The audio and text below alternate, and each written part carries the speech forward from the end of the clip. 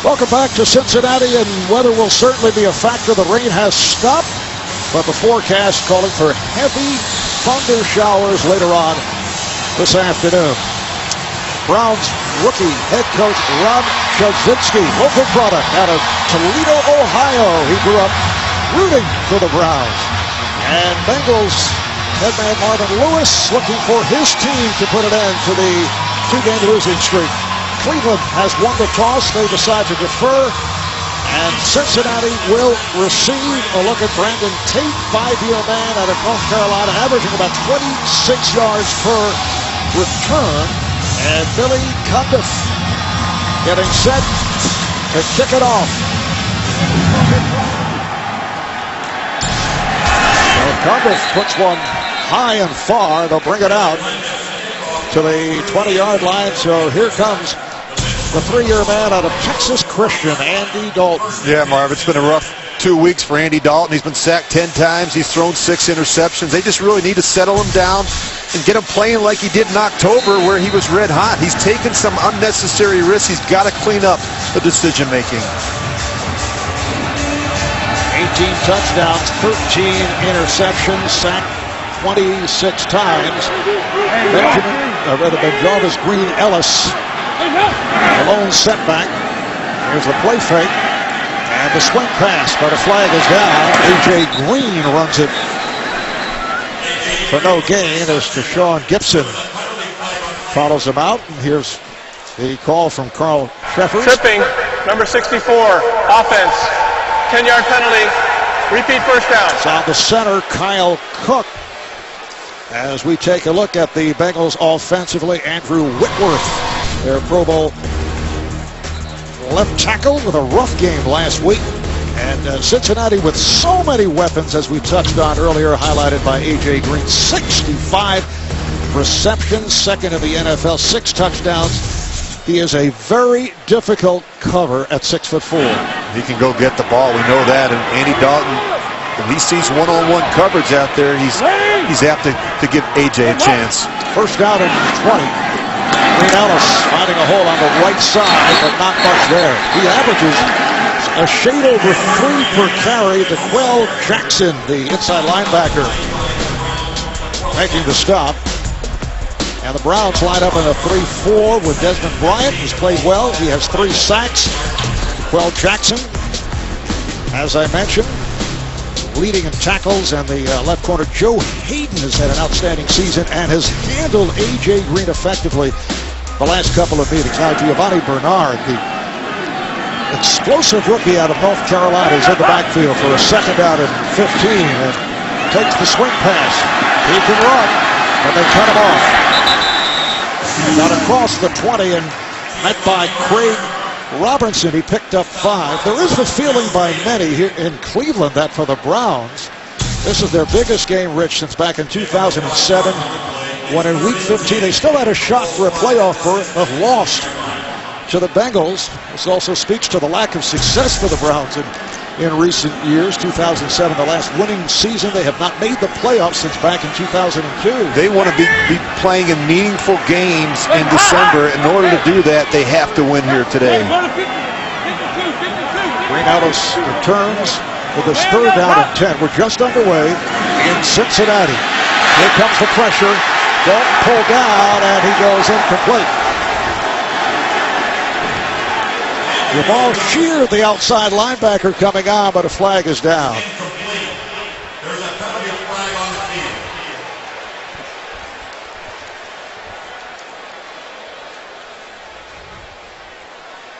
Pass interference, number 84, offense. That penalty's declined. Result of the play, 4th down. Offensive pass interference on the tight end, Jermaine Gresham. Yeah, you just look at Jamal Sheard. He's going to be working on Andre Smith, the right tackle. And this guy is a handful. He beats you with speed right around the corner. Andre Smith doesn't do a good job keeping his feet and extending his hands. Andy Dalton does everything he can just to throw that one away. So, Armonte Edwards is back awaiting the punt from Kevin Huber, who did not have one of his stronger days in their last outing, but a beauty this time from Huber, the product of the University of Cincinnati, grew up here in Cincinnati, and unloads with a 66-yard punt. Wow. All right, Rich, here is Jason Campbell, who is making his third straight start. Yeah, I really enjoyed our visit with him last night, Marv. Here's a guy that has shown great patience and faith that things would work out. He's overcome adversity, and he's persevered in this league. And, you know, he realizes this is a unique opportunity for him. These next 7 weeks is an audition that he may be the answer at quarterback for the Cleveland Browns. So Campbell and the Browns starting out from their 14-yard line. Willis McGahee, who has not been able to get going, gets the call and was able to break a tackle and get across the 20, met by Vontez Burfict. Picked up 6 on the play. And a look at the Browns offensive line. Joe Thomas, one of the elite left tackles in the NFL. He's been to 6 Pro Bowls in his 7 seasons. The backs and receivers, the 6'5" tight end Jordan Cameron leads the way with 50 catches, 6 touchdowns. Second down and 4.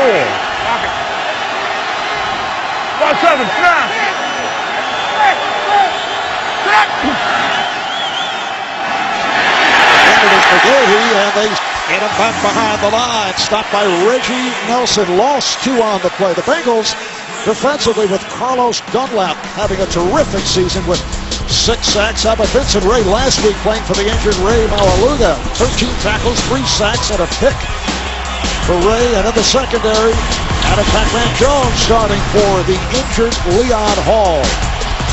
It's set back to a 3rd down and 6, and this crowd in it right from the start. A good look at Mike Zimmer, the defensive coordinator. He said he didn't pressure them enough the first time around. Look for more pressure today against Jason Campbell. Chris Obaniah in the backfield, out of the gun. Here they come. Campbell is taken down. Dre Kirkpatrick got him from behind. Kirkpatrick, the second-year man out of Alabama. Yeah, they bring pressure from everywhere. Defensive linemen, linebackers, corners, it comes from everywhere. And Mike Zimmer talked about bringing pressure early, collapse in the pocket around Jason Campbell. Spencer Lanning will punt it from inside his 5. Brandon Tate is back right around the 35-yard line.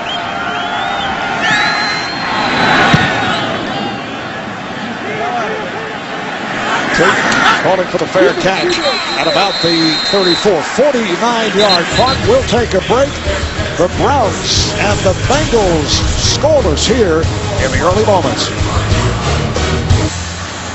Last 2 games for Andy Dalton. Well, he's thrown for only 2 touchdowns. He's been intercepted 6 times. In the previous 4, he threw for 11 touchdowns and only 3 picks.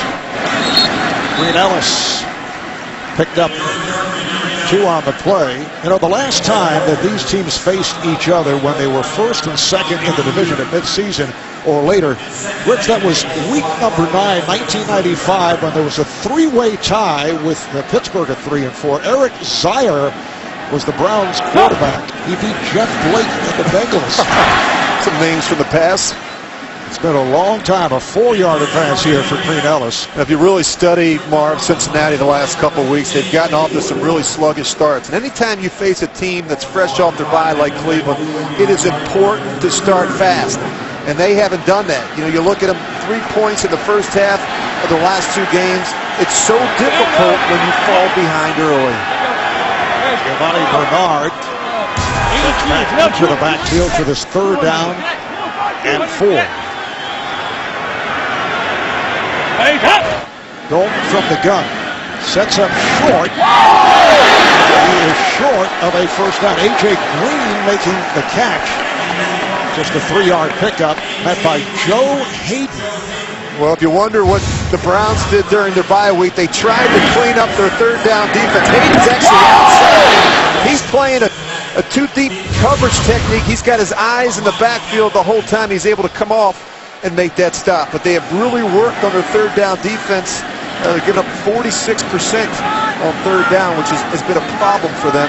for the first half of the season. Kevin Huber on to punt for the second time. His first was a 66-yarder. Armonte Edwards, a 4-year man from Appalachian State, lets it go, and it bounces out of bounds at the far side. This one goes for 36. 6 minutes gone by in the first. Back in a moment.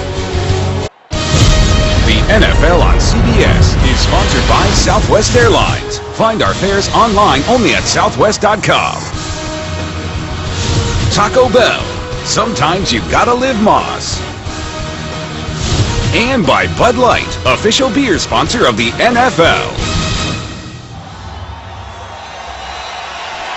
This the second possession for Jason Campbell and his Cleveland Browns. 1st and 10 from the 20. Chris Obadiah in the backfield. Obadiah with a hole off the left side. Chris Obadiah, 4-year man from Texas. That was only his 20th carry of the season. Well, with NFL Mobile, you can get live video access to exclusive premium content on your smartphone. Call ** NFL to download or go to NFL.com/mobile to learn more. Message and data rates may apply. 2nd down and 3. Now Fozzie Whitaker, 1-year man out of Texas, joining the club just several weeks back, is in the backfield. And they have a first down with Whitaker on the completion. It's a 5-yard pickup. Set for an update. Let's go to JB. Ray Rice would like to do more of this, Coach. Yeah, Marv, how about this? We're talking about the running game, and here's Ray Rice, 47 yards. This will set up a 1-yard touchdown run by Ray Rice as they take an early 7-0 lead in a very, very critical game for both teams. Boy, Bill Cowher would like to be in the booth with Marv Albert and Rich Gannon. And he's welcome at any time. Big hole for Obadiah. Obadiah making his way down inside the 25-yard line. Reggie Nelson in pursuit from his free safety position was able to get to him. It's a 43-yard run. Well, the most improved area of play has been the offensive line. They have struggled running the football, but a really nice backside cut by Chris Obadiah. And once he gets up on the second level, that's a problem for that Cincinnati defense. It looked like the strong safety, George Iloka, is shaken up. So we'll take a break. Well, for every point scored during the NFL's 32 Salute to Service games, the league will donate $100 to each of its non-profit partners. And Marvin Lewis's father was stationed in Germany. There are his parents, Marvin and Vanetta. When Marvin was born in the States, his dad was overseas. And the Bengals head coach has been on numerous USO trips overseas and feels strong ties to our military. Goes underneath to Josh Gordon. This is what Jason Campbell has really done well. When it's not there, he finds a completion. He's shown great patience in the pocket. Accuracy has been good. He's finding completions, and he's not turning the football over. That's why he's playing, and Whedon's not. Now Iloka is back on the field to face for one play by Sean Williams after he was shaken up. Wildcat. Edwards stopped at the line by Vincent Ray, the middle linebacker. Well, they're trying to find creative ways to run the football. You see Armonte Edwards, who was just signed recently, nowhere to go. Vincent Ray, as we talked about, Mark, this guy has been all over the place, taking the spot of Ray Maluga, who's out with an injury for the 3rd straight week. Vincent Ray has really played well. 13 tackles last week, 3 sacks, and an interception against the Ravens. This has all been set up by the 43-yard run by Chris Obadiah. It's a 3rd down and 5. Obadiah returns to the backfield now on the wing. Campbell's pass. Obadiah has a 1st down. Reggie Nelson, the free safety, able to shove him out. It's a 12-yard gain. You know, Chris Ogbonnaya does a lot of things well. You just saw with the big run. He can catch the ball out of the backfield. He's a good sound blocker and pass protection.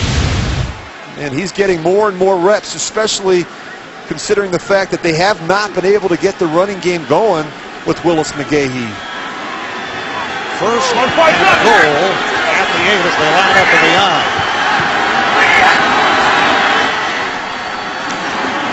McGahee battling his way, tries to get inside the 5. Michael Johnson, the right defensive end, makes the stop. So McGahee picking up the 4 as a flag comes flying. In their last game, McGahee 21 carries, just 31 after the play was yards. over. Unnecessary roughness, number 55 defense. Half the distance to the goal.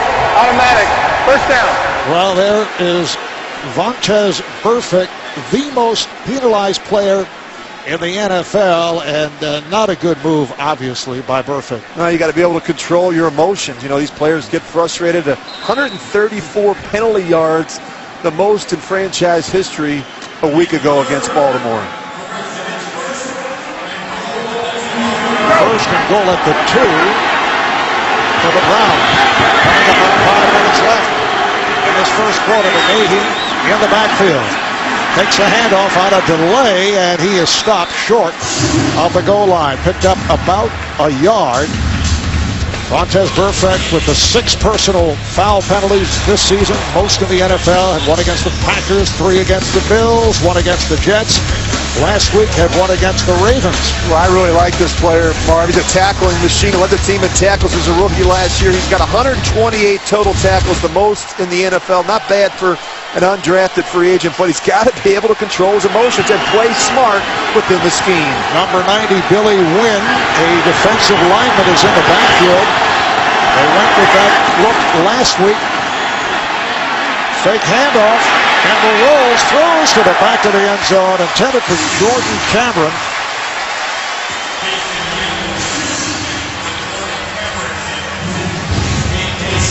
Well, they're going to sneak out Wynn, and then, of course, the tight end's going to come back across. Cincinnati does a real nice job not going for the fake. Really nowhere to throw this one. Jason Campbell does the next best thing, avoid the sack, and throw it out of the back of the end zone. It is a 3rd and goal. The head coach, Rob Chozinski, is very aggressive, particularly on 4th downs. We'll see how he plays it if it reaches that point. He's 10 for 19 on 4th down conversions, which is an NFL high. Now, timeout is taken by the Browns. The NFL on CBS is sponsored by the all-in-one Xbox One. Jump ahead. And by Aflac. When you're sick or hurt, Aflac pays you cash. Find out more at Aflac.com. Back in Cincinnati, Rich, I didn't think that was a very favorable spot on that run by McGahee. It looks like a little short by at least a foot, Marv, as we watch the replay up here in the booth during the break. 3rd and goal, just inside the 2. Ogbonnaya now in the backfield as Campbell takes a long look. His pass is batted down. The 6'7" Michael Johnson knocked it down. Well, this is one that Jason Campbell would love to have back. Greg Little is wide open. All he's got to do is put a little air on it. He throws a flat ball that gets batted down at the line of scrimmage. You can see the frustration from Rod Chozinski. Just put a little air on the ball. It's an easy touchdown. So here's Billy Cundiff going for the field goal from 20 yards away.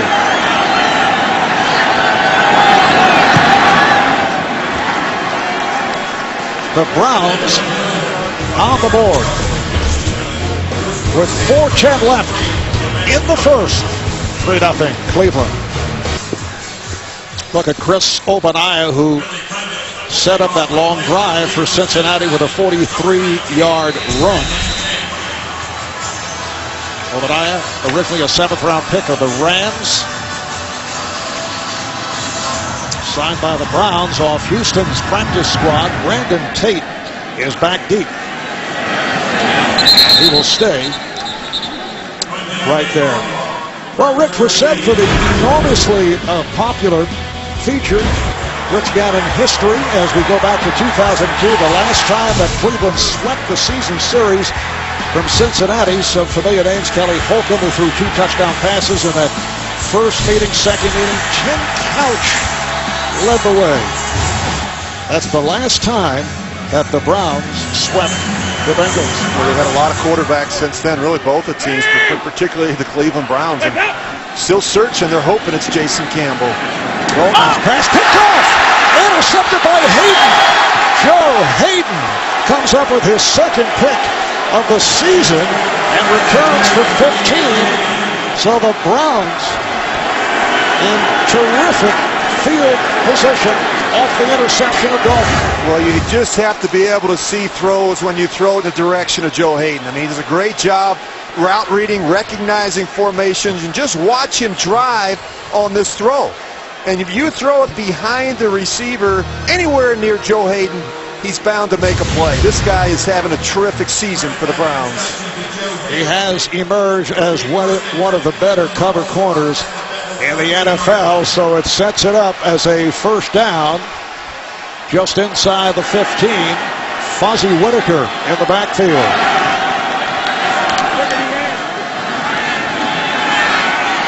Campbell pumps and now throws. It is caught at the 10 by Greg Little. Reggie Nelson on the coverage. Joe Hayden has absolutely had a terrific season. Look at these numbers against some of the game's best receivers, and he matches up against the best ones each week. Last time he got together with A.J. Green, look at this, just 51 yards receiving. And I always say, all things being equal, work away from Joe Hayden. Second down and 6. Obadiah returns to the backfield. A 3-0 lead for the Browns as we approach 3 minutes remaining, first quarter. Campbell pumps, throws, overthrew.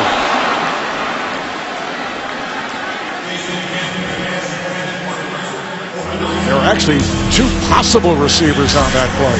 Yeah, you know, you look at the Browns, and they went down here last time, Marv. They have to settle for a field goal. You get a big turnover, big momentum swing. You've got to be able to come away with a touchdown in this part of the field. Third down and 6 at the 10. Browns with 3 wideouts. Little spread wide to the right, top of your screen. Obadiah in the backfield. There's the tight end who's just terrific in this part of the field. And a timeout has been taken. Timeout called by Cincinnati. A reminder, Tuesday on CBS, a hero makes the ultimate sacrifice in the episode of Person of Interest. You cannot miss Tuesday at 10, 9 Central only. CBS.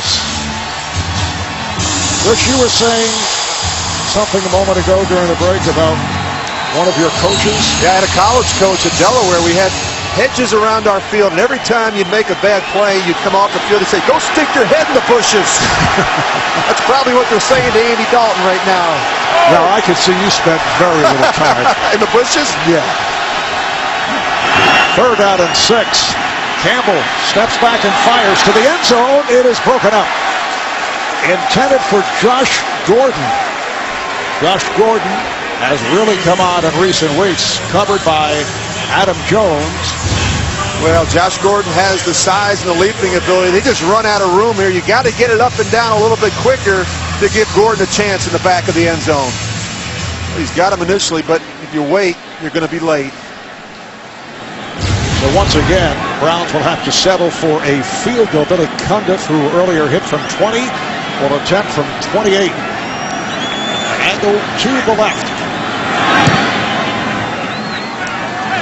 And Cundiff has given the Browns a 6-0 early lead.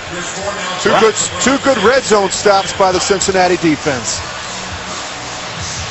Well, fantasy football fans get a fresh start with Player Challenge, a full-week game that now includes even bigger cash prizes. See rules and sign up at cbssports.com/challenge. A very rough start once again for that man, Andy Dalton. Well, you got to get him settled it down, Marv. I talked about it when we first came on the air. I mean, he's got to play better early in games. You look at those numbers, it's ugly. And he's got to play better. And the way you do that, I think, is you really focus in on some high completion throws, get this guy's confidence back, and if you have to, take the ball out of his hands. You've got some good runners, Ben Jarvis, Green Ellis, Giovanni Bernard. Pin your ears back, start running the football downhill at this Cleveland defense. And you talk about the weapons, he has 4 or 5 outstanding receivers. Well, they've got a ton of talent, and you know they use all of them. Brandon Tate once again is back deep, and again a powerful kick. So they'll bring it out to the 20-yard line. Cincinnati Bengals 6-4. That includes wins over New England, Green Bay, and at Detroit. They also clobbered the Jets, who have come on since. That was a 49-9 victory. And the Bengals have played 4 of the last 5 games on the road. Yeah, it's tough. And, you know, the thing I do know and I like about Andy Dalton, Marv, he's able to turn the page. There's been other examples of him starting slow and bringing his team back. We saw it 2 weeks ago down in Miami. We even saw it last week in Baltimore. Bernard takes the handoff, and he was stopped by Billy Wynn. Well, the thing we were just talking about, Marv, is he's got plenty of options. This is a guy that doesn't discriminate. He's willing to spread the wealth. The only team with 6 players with 25 or more receptions. And now it's just a question of him making good decisions, good accurate throws, getting these guys the ball in space, and allowing them to go to work. And A.J. Green with the 65 catches, second in the NFL behind the Steelers' Antonio Brown. He leads in yardage by way of receptions with 1,013. Now Dalton will throw, and it is picked off again by Joe Hayden. Touchdown, Cincinnati.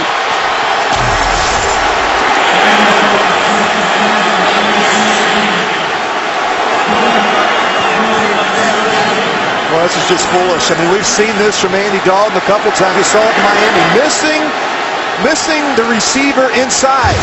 You can't miss the receiver inside and be late. And he misses A.J. Green inside where Joe Hayden has the easy pick 6. I said, all things being equal, work away from Joe Hayden. Don't get this guy started.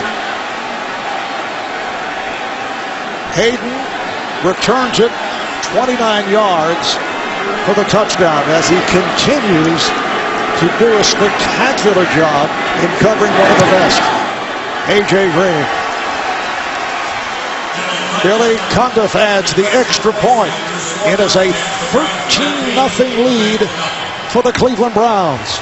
Joe Hayden in his 4th year out of the University of Florida. Marvin Lewis telling us he has great speed, he has those long arms, and he points out he is not afraid. He will gamble once in a while. Yeah, and both of the interceptions have come from off coverage. Now, when you've got a receiver running an out-breaking route, you can't miss behind the receiver. Watch Joe Hayden get a jump on this.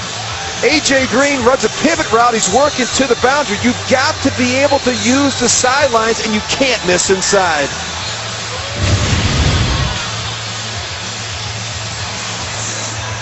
Two interceptions by Hayden. He has 3 on the season.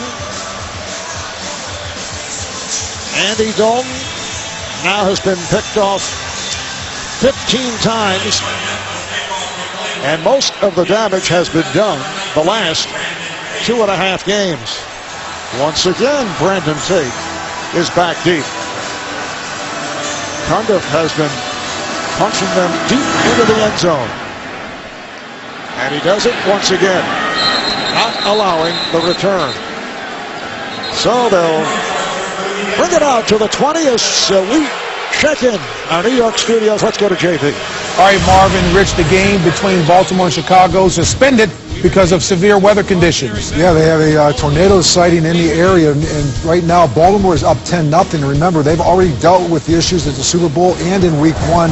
They are used to this delay, and right now they have cleared the field and moved people out of the seats in the stadium. We will keep you abreast of developments there as soon as we get that information. Back to Marv Albert and Rich Gannon.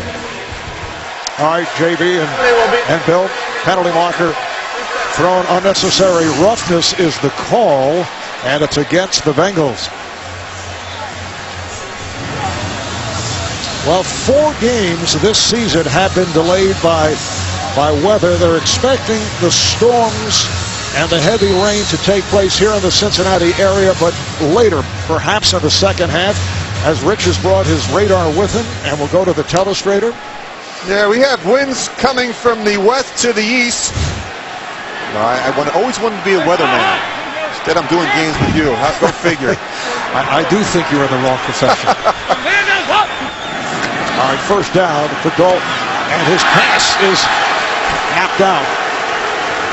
Knocked down by John Hughes, a defensive lineman, and Dalton is now hearing it from the crowd. Yeah, a lot of boos here. This is not the way Andy Dalton wanted to start. You know, both interceptions in the direction of A.J. Green, and of course Joe Hayden has been sitting waiting.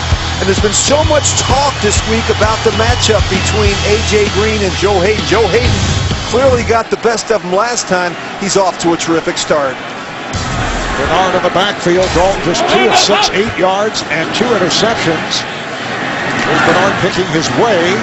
Flag comes flying in the backfield as DeQuell Jackson is able to make the stop. It's a 5-yard advance. Holding, number 77 offense, 10-yard penalty, second down. Ball on the left tackle, Andrew Whitworth. You know, it's like Cincinnati's asleep. I mean, this is not the kind of start that they were looking for. A good look at the matchup between Joe Hayden and A.J. Green. I think it's really important, Marv, for A.J. Green not to get frustrated. I mean, those interceptions are not his fault, and it's important to get him some touches. Get him some touches early. Can't let Joe Hayden keep sitting out there and making plays. And he was very candid about his last appearance against Hayden back in Week 4. Oh, it is dropped by Gresham, the tight end, not able to hang on right at the marker. But A.J. Green said he let the game get to him. He said he was frustrated. His personality was not characteristic. He was pouting, and it was all because of the coverage job done by Joe Hayden. Absolutely, just frustration. I think we're going to see some frustration here as well. I mean, Jermaine Gresham, I saw him drop this very same route in practice, and you know, Cincinnati needs to eliminate the turnovers and drops which have plagued this offense the last 2 weeks. Set back to a 3rd down and 20. Pass underneath, Bernard. Way short on the first down. He did pick up 14. Craig Robertson, the inside linebacker, making the stop. Yeah, you're 3rd and 20 there. You got to be smart. Time to go over there and start looking at the pictures and try and figure out what's going on with the coverage. And that was the 5th possession already by Cincinnati, because the Brown possessions have been so quick for the 13 points by virtue of the interceptions by Hayden. Edwards is back, and he'll look to run. Monty Edwards trying to barrel his way and is hauled down at the 20. A 48-yard punt, 6-yard return. Andrew Hawkins, a recent addition to the roster on special teams, makes that tackle. Well, the Philippines, as you are all well aware, has been hard hit by that devastating typhoon, and thousands have lost their lives, and there's been massive property damage. The victims urgently need your help. Please visit redcross.org to make a donation. CBS cares. Cleveland Browns return to the offense at the 20. Final minute of his first quarter. Willis McGahee returns to the backfield. And his pass is intercepted by Harrison. James Harrison picks it up. James Harrison, touchdown. He would not go down. He looked like a fullback. Just talk about being in the right place at the right time. James Harrison's just going to drop in coverage. He's right here. See him drop in coverage. He just gets that right hand up there, is able to deflect the ball, tip the ball by Michael Johnson. What a great effort finding the end zone. As you see, several Bengals had opportunities. Alex Mack, the center, with that last chance, but Harrison kept going and returns it for 20 yards on the intercept. And it appeared he was able to make his way to the end zone. Boy, James Harrison looked like a fullback there. However, there's a flag on the play, and they're going to bring it back. There's a block in the back, and it might have been Brandon Thompson. Well, the one thing you didn't want to do if you're Jason Campbell, I mean, you guys are just playing well, you build an early lead, and you make that kind of mistake coming out of your own end zone. But a Cincinnati ball from the 22-yard line, and Green Ellis going to his left is stacked up. Lost 3 on that play. Well, right here, you're going to see him come in, Brandon Thompson. He blocks Joe Thomas from behind. Look at James Harrison, 6 foot, 275 pounds. That's a tough tackle for Alec Mack. Right here, you're going to see him right behind. It's really not even necessary. Again, penalties have been a big problem for Cincinnati the last couple of weeks. Jason Campbell had not been intercepted in several games.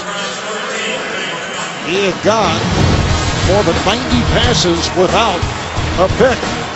So that streak ends right there. That's the end of the first quarter. Browns with a 13-0 lead here in Cincinnati. Rich, those are not good numbers for the Bengals. No, it's never good when you have more penalties and turnovers than first downs. But again, a great opportunity here for Andy Dalton in the Cincinnati offense. Yeah. Second quarter underway, 2nd and 13 at the 25-yard line. As Dalton throws deep, it is inside the 5 by Gresham, and he works his way into the touchdown. 25-yard touchdown pass play.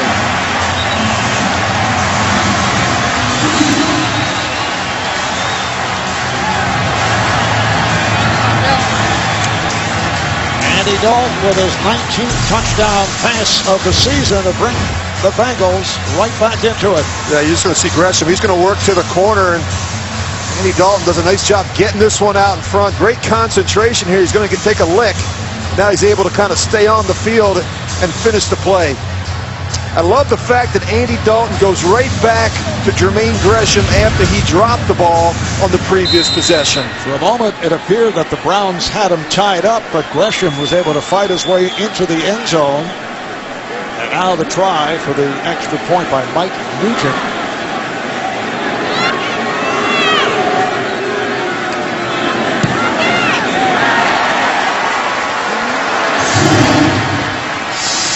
The Browns with a 13-7 lead as the second quarter gets underway. Well, 2-route combination. A.J. Green serves the purpose. He's going to clean out. Here's Gresham going to the corner. We call this a scissors route.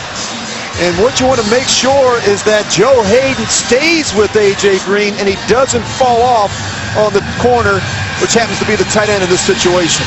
Good execution by the Cincinnati offense. Second touchdown of the season for Gresham, who sat out last week with a groin strain. Two-time Pro Bowler out of Oklahoma, a huge tight end of 6'5", 260 pounds. Both these teams with physical specimens at tight end. Jordan Cameron, who's had a terrific year, 3-year man from USC. For the Browns at 6'5", 245 pounds, and he has 50 catches, 6 touchdowns. We have a bunch of tight ends in this game that run routes like wide receivers. I mean, these guys are a handful for linebackers and safeties. Fozzie Whitaker is back deep. First-year man out of Texas, former member of the Chargers earlier this season. This is his 5th game with the Browns.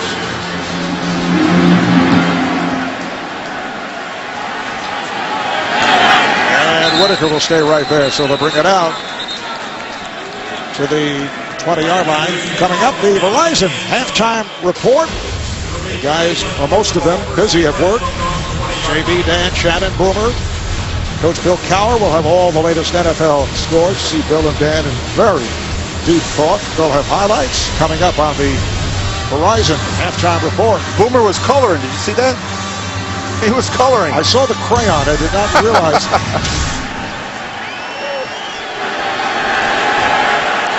Willis McGahee in the backfield.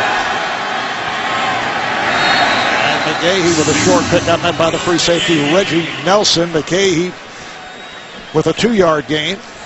Well, the Browns need to be able to run the ball some, and with more efficiency, just 26 in rushing. They're averaging just a little over 81 yards a game on the ground, and they can't be a one-dimensional team. They have to be able to get some production on the early downs against this Cincinnati defense. Aside from the fact that McGahee is in his 11th year at, 32 years of age, what is going on with Willis McGahee? Just not a lot of explosive runs. You don't see him kicking out of tackles anymore. And that screen is stopped. Obadiah able to make the catch, but met by the middle linebacker, Vincent Ray. I really like. Now they say it is incomplete. I really like Vincent Ray. He just has a nose for the football. We talked about his numbers last week against Baltimore. He's a player that has taken advantage of the opportunity. He's playing and playing Ray Maluga. He knows all the linebacker positions. Very intelligent player. He's smart. He always does the right thing, and that's why defensive coordinator Mike Zimmer trusts Vincent Ray. Obadiah had it, and then as he took the hit from Ray, lost possession. It's a 3rd down and 8.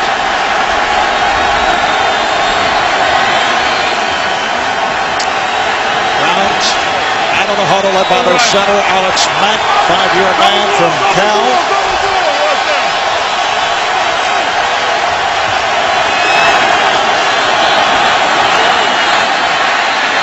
And that is blown dead. False start. Number 72, offense. 5-yard penalty. 3rd down. False start on the right tackle, Mitchell Schwartz. Well, the right side of that offensive line has actually played better, and I think getting Laval back in there has helped. You're going to see just a little bit of movement early. He knows he's got to get back in his stance because he's got to block Carlos Dunlap. Sean Laval back at right guard. He missed the first 4 games with a sprained left ankle. It's Joe Thomas, John Greco, Alex Mack, Sean Laval, Mitchell Schwartz up front for the Browns. Now looking at a 3rd down and 13. Campbell with time, able to complete underneath, but short of the 1st down as he hits Gary Barnage, the backup tight end. Well, Barnes is going to stay in initially to block, to slow down the edge rusher, and then once he gets out, he's an outlet for Jason Campbell. Spencer Lanning back inside his 30, and he'll punt it away to Brandon Tate.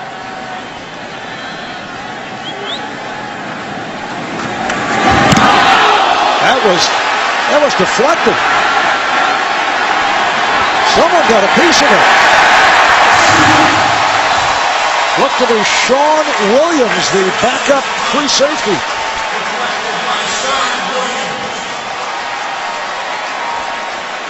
It's about an 8-yard punt. Well, great extension, and he does get a piece of it. Looks like he gets a piece of it with his right hand. Great effort by Sean Williams. Sean Williams, rookie from Georgia, 3rd-round draft pick. So Cincinnati will take over at the Cleveland 38-yard line. Giovanni Bernard is in the backfield. There's the play fake. Dalton completes. A.J. Green making the catch and then tripped up by Deshaun Gibson. You just go back and listen to it. Oh, yeah. Spencer Lanning never felt him coming off the edge. 2 big plays. One by the Cincinnati defense, the interception by Harrison. Now a block punt gives Cincinnati, great field position. They have a 2nd and 6 at the 34. Green is to the right. Pass to Sanu. He can throw, and he does. It is caught. It is caught by Bernard.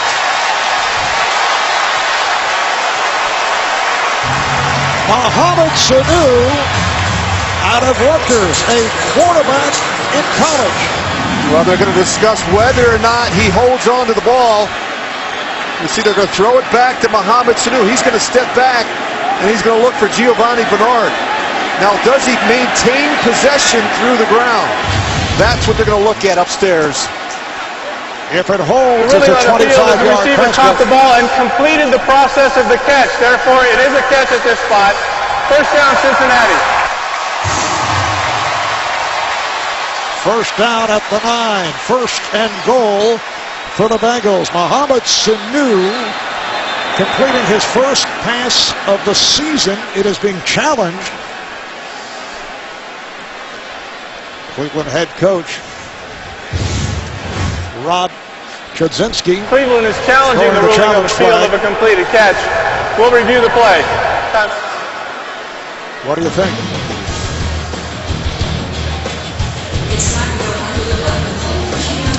All right, we'll get the official ruling in a moment.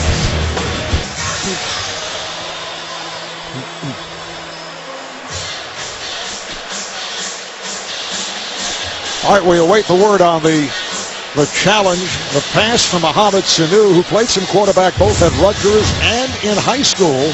Has a terrific arm. He threw a touchdown pass last season. This is his first pass attempt this year. Yeah, it looked like Giovanni Bernard. He caught the ball. He was able to maintain possession as he hit the ground, and then as he was rolling out a second time, the ball comes loose. I think it's going to stand.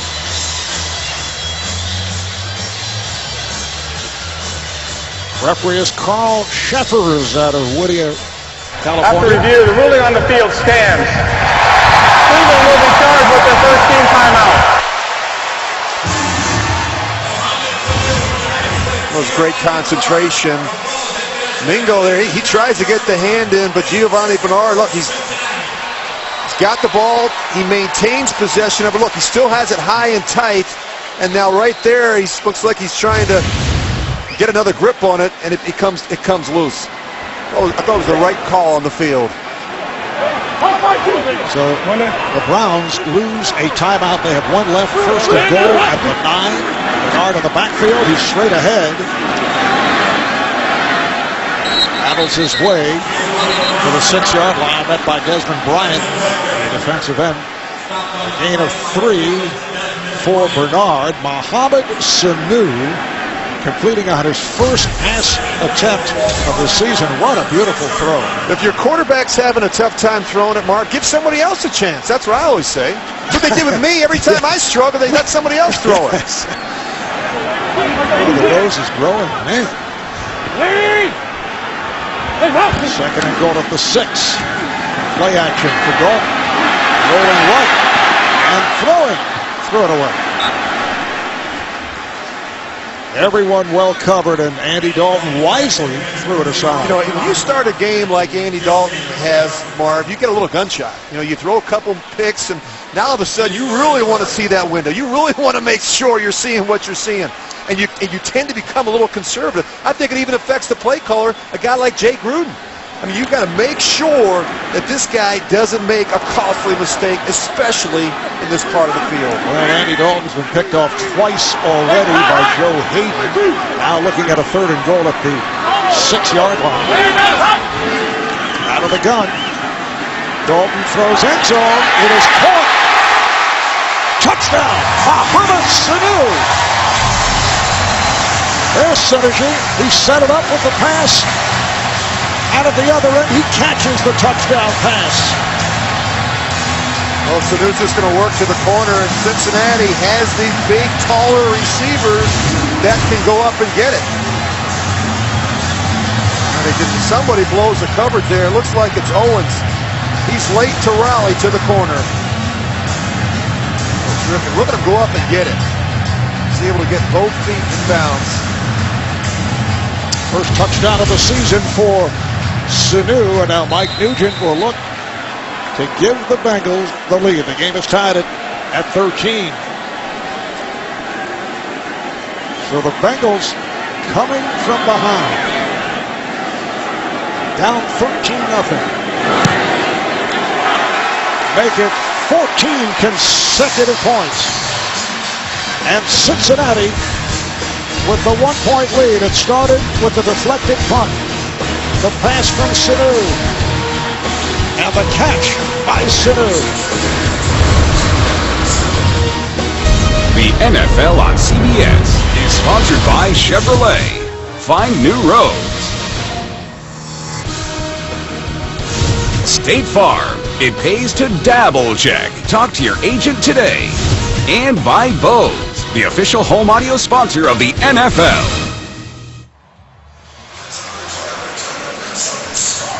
I know Rich will be stopping by a little bit later on. Marv Albert, Rich Gannon from Cincinnati. How about 14 points in 2 minutes and 57 seconds? It's amazing. This Mohamed Sanu, and you know this guy's a talented player.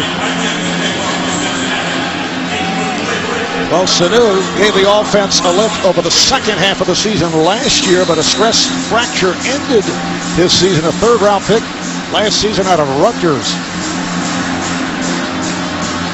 Fozzie Whitaker back deep for the Browns. And they will bring it out to the 20-yard line. 5 plays, 38 yards in a minute 34 for that Cincinnati touchdown a moment ago. Well, it's not the first time he's done this. First play of the game last year against the Redskins. He lines up in the Wildcat. He's able to find his colleague, A.J. Green, for a 73-yard touchdown.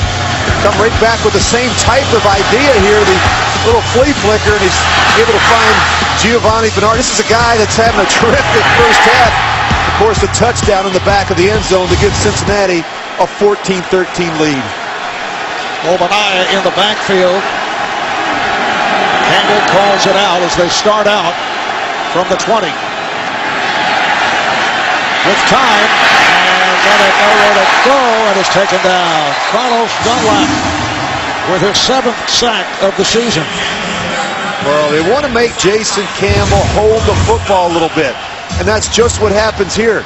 He wants to work the tight end. It's not there. He takes a second and third hitch, and by that time, it's too late. Protection's actually pretty good. This ball has to come out. You just don't have that time against this Cincinnati front 7. Loss of 2. It's a 2nd and 12.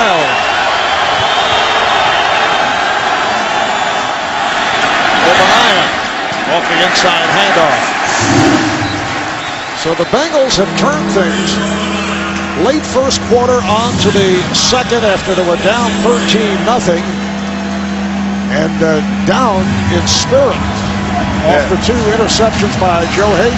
Yeah, and just talking to Mike Zimmer on Friday, 2 things that really stood out to me. They got to get pressure on Campbell early, and they can't allow Jordan Cameron, the tight end, who had 9 catches the last time these 2 teams played, get started. He has yet to have a catch in this game, and he is right here. They have done a good job jamming and disrupting him at the line of scrimmage. 3rd down and 9, here they come. Campbell able to elude pressure and has to throw it away. Penalty marker is down.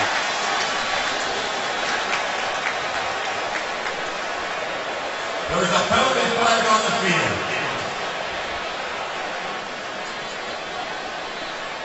There's no intentional grounding on the play. The quarterback was out of the pocket, went beyond the line of scrimmage. Holding number 84 offense. That penalty is declined. Result of the play, 4th down. Well, that's not what they want. They don't want Jordan Cameron in there blocking. And he's trying to, you just see he clearly grabs Michael Johnson. Jason Campbell has nowhere to go with the ball. We say those hits, those hurries, and the knockdowns just as important as the sacks. 3rd punt for Spencer Lanning had his last deflected. An 8-yard punt. I wonder if that's on his mind. This time he has cleared path and gets it away. Tate comes up, makes the catch. And then a submarine inside the 41-yard punt and a 9-yard return. Jordan Poyer on the tackle. A 1-point lead for the Bengals. Cincinnati from its 46-yard line. 10 minutes and 18 seconds remaining in this first half as Green Ellis gets to midfield, met by Ataba Rubin. It has been a streaky first half. Cleveland taking a 13-0 lead in the first quarter. A couple of interceptions by Joe Hayden. One return for a touchdown. Cincinnati roaring back within less than 3 minutes. 14 unanswered and 17 points in all off turnovers. Yeah, we're just talking in the break. It's amazing that Cincinnati's ahead in this game after you consider how poorly they started on offense in the first quarter. 2nd down and 7. Play action and Dalton throwing deep down the left side. Intended for Sanu, well covered by Buster Screen. Well, tonight on 60 Minutes, the wealthiest Americans giving away their fortunes. Who will be helped? You can hear from billionaires, including Bill Gates and Warren Buffett. That's tonight, 60 Minutes, only CBS. 3rd down and 7. Bengals at 6 and 4.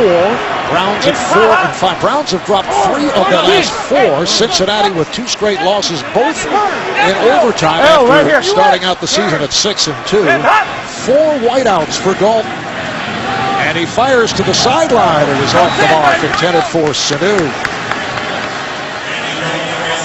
Boy, Andy Dalton is really struggling right now, Marv. He has missed some throws. He's throwing balls out of bounds. He's throwing them to the other team. And I'm trying to watch his footwork, see if it's his footwork. This one just sails on him and probably just throws it away, knowing that Buster Screen is underneath the route. Kevin Huber is back. Devon Bess.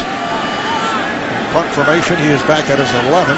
And it's not the wind at this point. They're expecting windy conditions later on this afternoon, with Bess with a fair catch inside the 10-yard line. No, I don't get the sense that the wind has really anything to do with either quarterback's ineffectiveness throwing the football. And I know you checked it earlier today down on the field. The NFL on CBS is sponsored by Jared the Galleria of Jewelry, with 5 times the selection of ordinary jewelry stores. And by McDonald's. I'm loving it.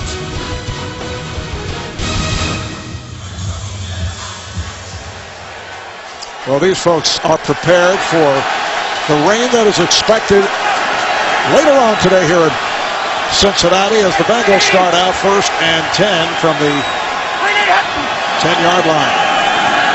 So the Browns with Obadiah picking up perhaps a yard, met by Burfict and Margus Hunt.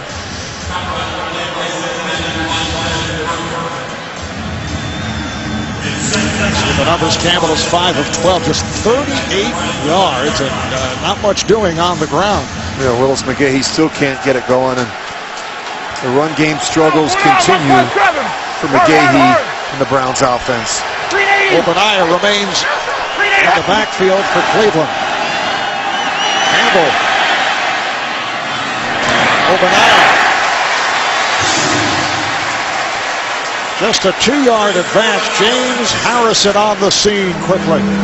Well, they love play action because of the hold they get with the linebackers, and also it takes a little of the edge off the pass rush. It's a good protection.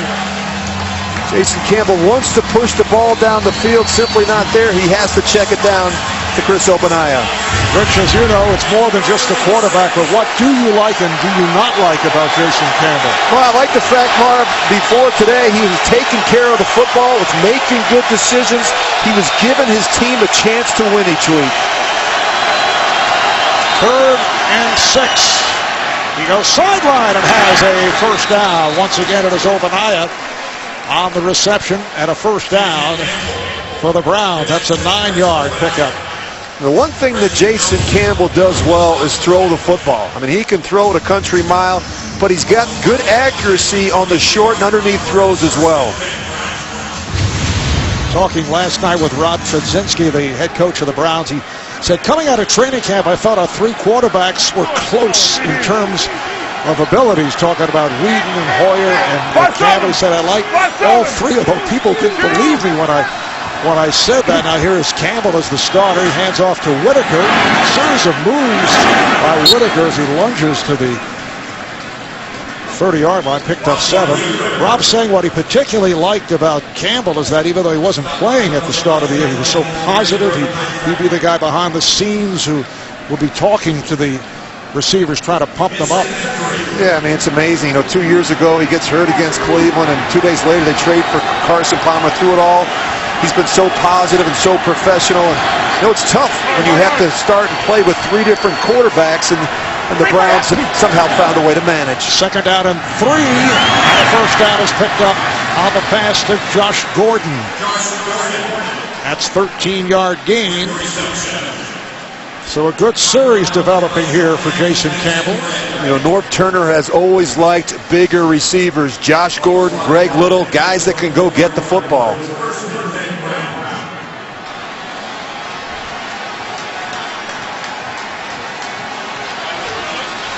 All right, we'd like to welcome those of you who have been watching the Ravens and the Bears. That game has been suspended because of weather. Marv Albert, Rich Gannon from Cincinnati. A 14-13 lead by the Bengals with 14 unanswered after trailing 13-0.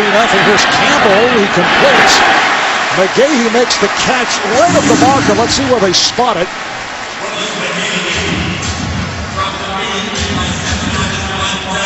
Perfect. Makes the tackle. It is a 2nd down and 9.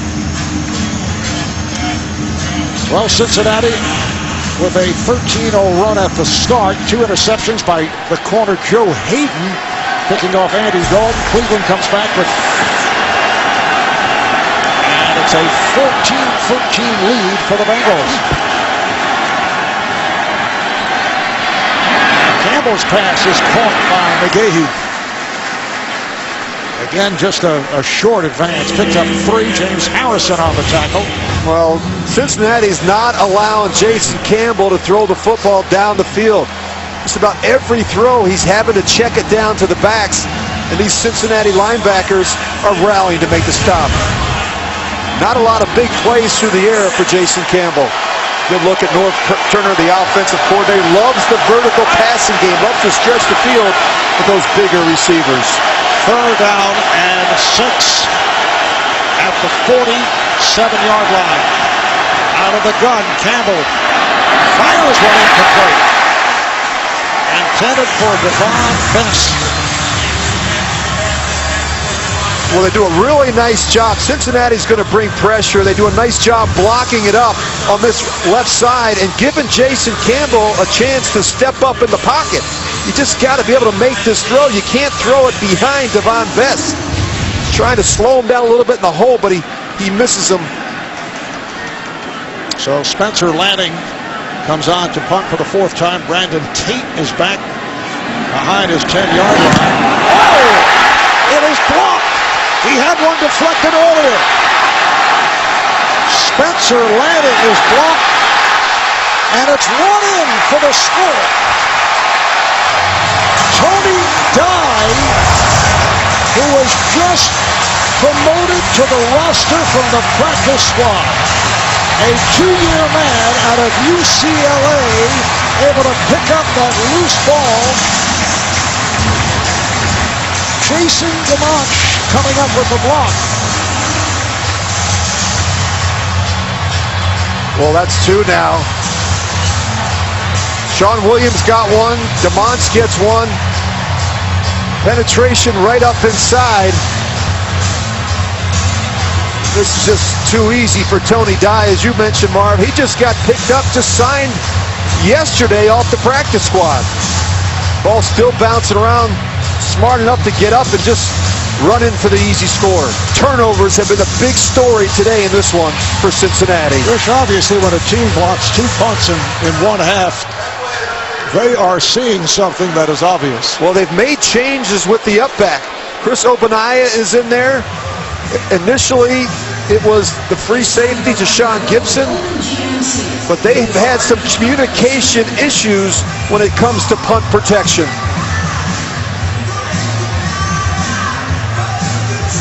Spencer Lanning,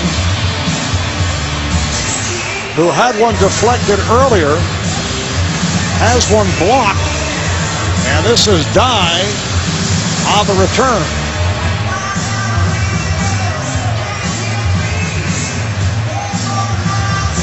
That ball bounced around. They're trying to determine whether or not the punter actually touched him down. And it's automatically reviewed on a score, so they are checking it out. It's not a coach's challenge. What a way to make an impact when you're just up from the practice squad.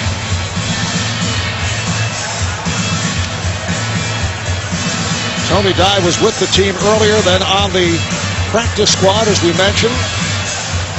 Injured last year out of UCLA.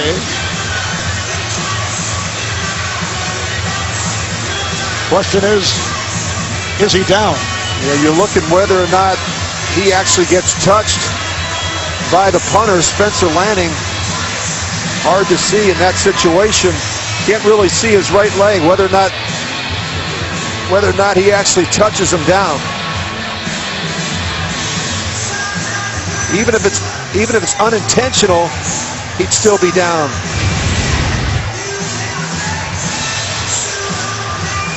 And obviously up on the booth, they are not certain because it's taking quite some time to make the determination. I think it's going to be hard to reverse that one, Mark. I didn't see anything that would indicate for sure.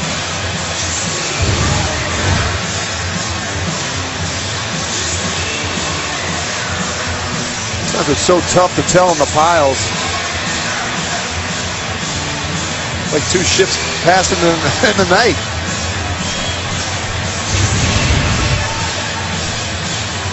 After review, the ruling on the field stands. Touchdown. And that because it is inconclusive, so they're not going to turn the call. It's a 24-yard return by Dye for the touchdown.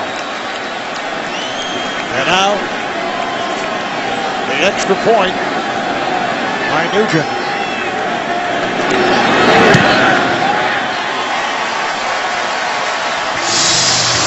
The Bengals with 21 unanswered after Cleveland jumped out in front 13-0 in the first quarter.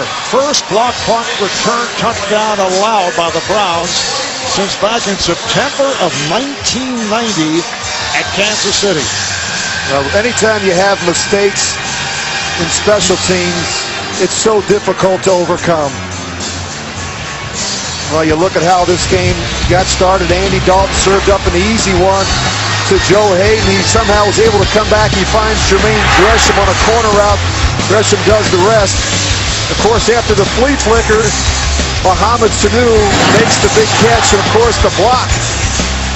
And Tony Dye is able to scoop it up and run in from 24. For those of you who have been watching the Chicago Bears and the Baltimore Ravens, they will make a further decision at 3 o'clock Eastern Time.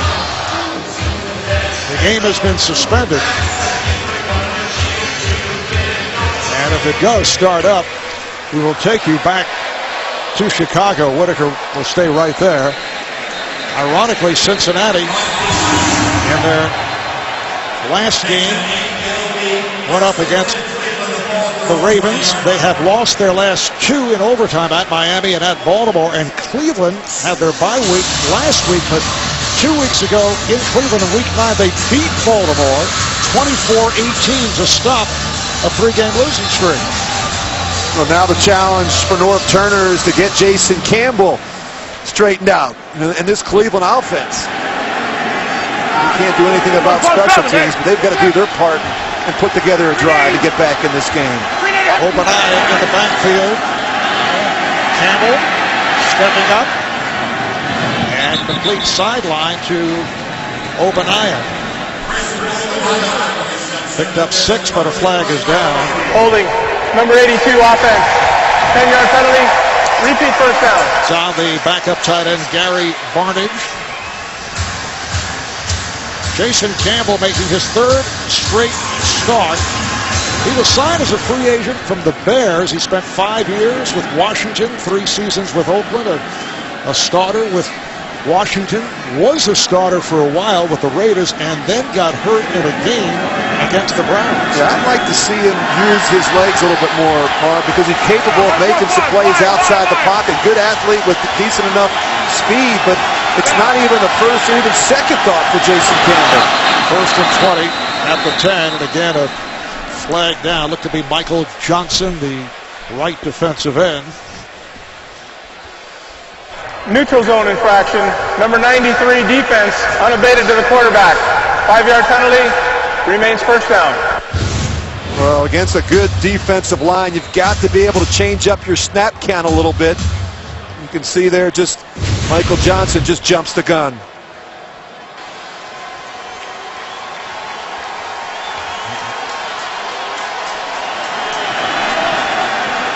First and 15 at the 15-yard line.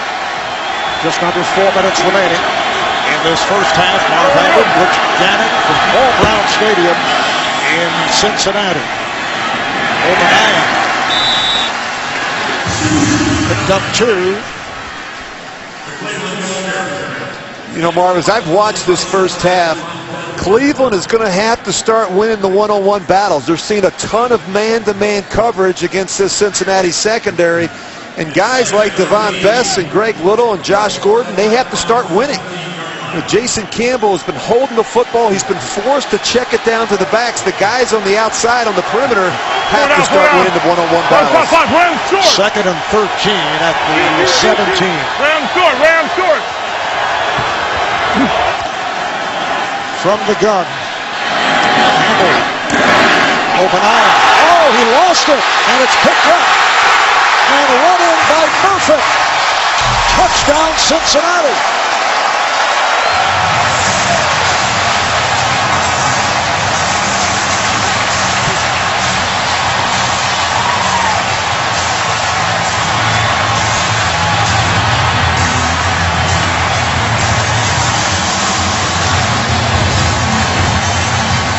Again, Jason Campbell, he's just going to find the back, and Chris Obadiah is going to take a lick here from Brontez Burfict. He knocks the ball loose, is able to scoop it up. And then he does a Bo Jackson. He just keeps running right up the tunnel. What a great hit. Watch him put his right shoulder right on the ball. And Gilberry helps as well. He comes in from behind. They double team him. Turnovers huge today for Cincinnati. Mike Nugent on for the extra point. Brontez Burfict having a sensational season aside from all the personal fouls. His play on the field has been terrific. He ran it in from 13 yards out. He was an undrafted free agent due to concerns on and off the field. Second-year man from Arizona State. Feeling was he was immature, out of condition. Yeah, I think going undrafted really humbled him and made him a hard worker.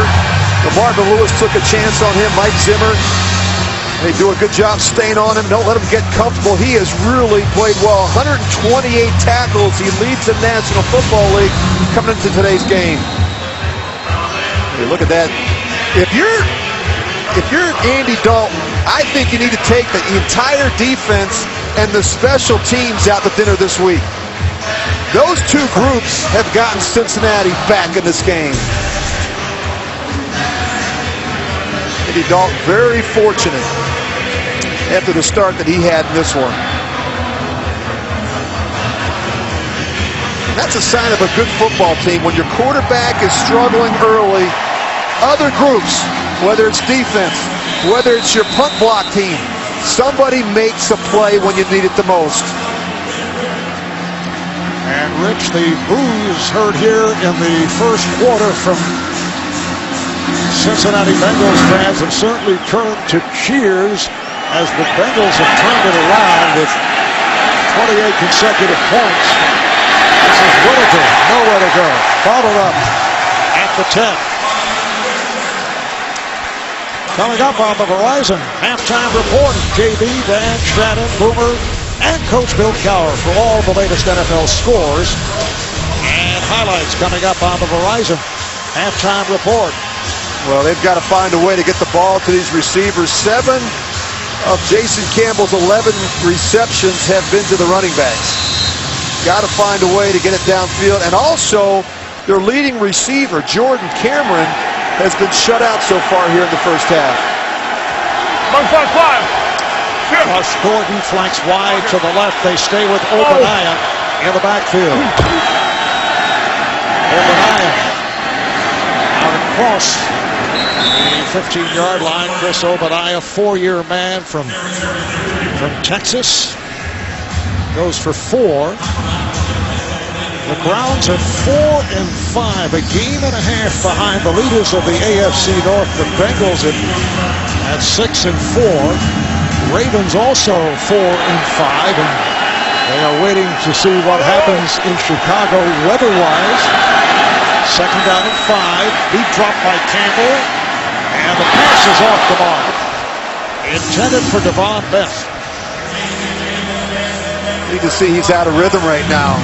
You know, he's got his eyes downfield. He's late with his eyes at Devon Beth, who's going to be working across the field, and he's forced to step up, and he throws a high fastball to Devon Bess, who simply can't handle it. And Rich, as well as Jason Campbell played against the Ravens 2 weeks ago, 23 of 35, 3 touchdowns, AFC Offensive Player of the Week. Not happening thus far in this first half. Well, you know, the idea that they would possibly turn to Brandon Williams is not going to happen. I don't think this team, this organization has any confidence in reading. Campbell had a rush with the blitz coming. Pass intended for Obadiah. As we come to the 2-minute warning. The Bengals with a 28-13 lead on the Browns. The sun has come out here in Cincinnati. And back is Brandon Tate for this punt. This time, Spencer Lanning able to get it away. 52-yarder and a 12-yard return. But a flag is down.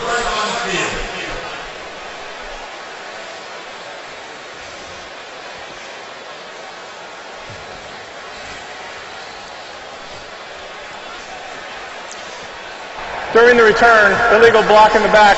Number 80, return team, 10-yard penalty, first down. It is Orson Charles called on the penalty. Well, if you're Cleveland, Marv, you struggled through the first half. This defense, you've got to find a way to get a stop here with 1:48 to go. You can't allow Cincinnati to go down the field and get another field goal and have this game get out of hand. Cleveland can't afford to fall this far behind early and turn this into a one-dimensional game. They're not good enough in the passing game to be able to overcome such a huge deficit. Bengals start from their 26-yard line. Bernard off the handoff, goes for 5. To Sean Gibson making the tackle. See the clock running. We're coming up on 1.5 minutes remaining in this first half. Cleveland has a timeout remaining. Cincinnati with 2 left as Bernard is taken down. Lost a couple. Armonte Bryant making the stop. And it looks like Bernard is shaken up. Rookie from North Carolina who has really sparkled. Leads the team in touchdowns with 7 in all.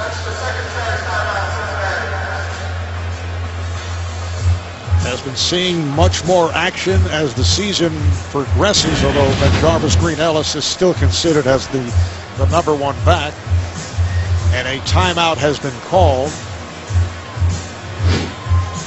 Timeout taken by the Bengals, so they're down to 1 left.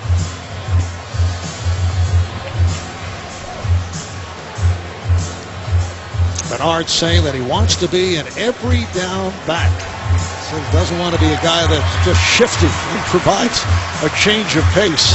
Well, he's not the biggest back. Boy, he is a handful when he gets in the open field. They try to run the screen, and never feels that the defender on his back, just rides him to the ground. It's Hazel, and I think he just lands right on him. Armani Bryant.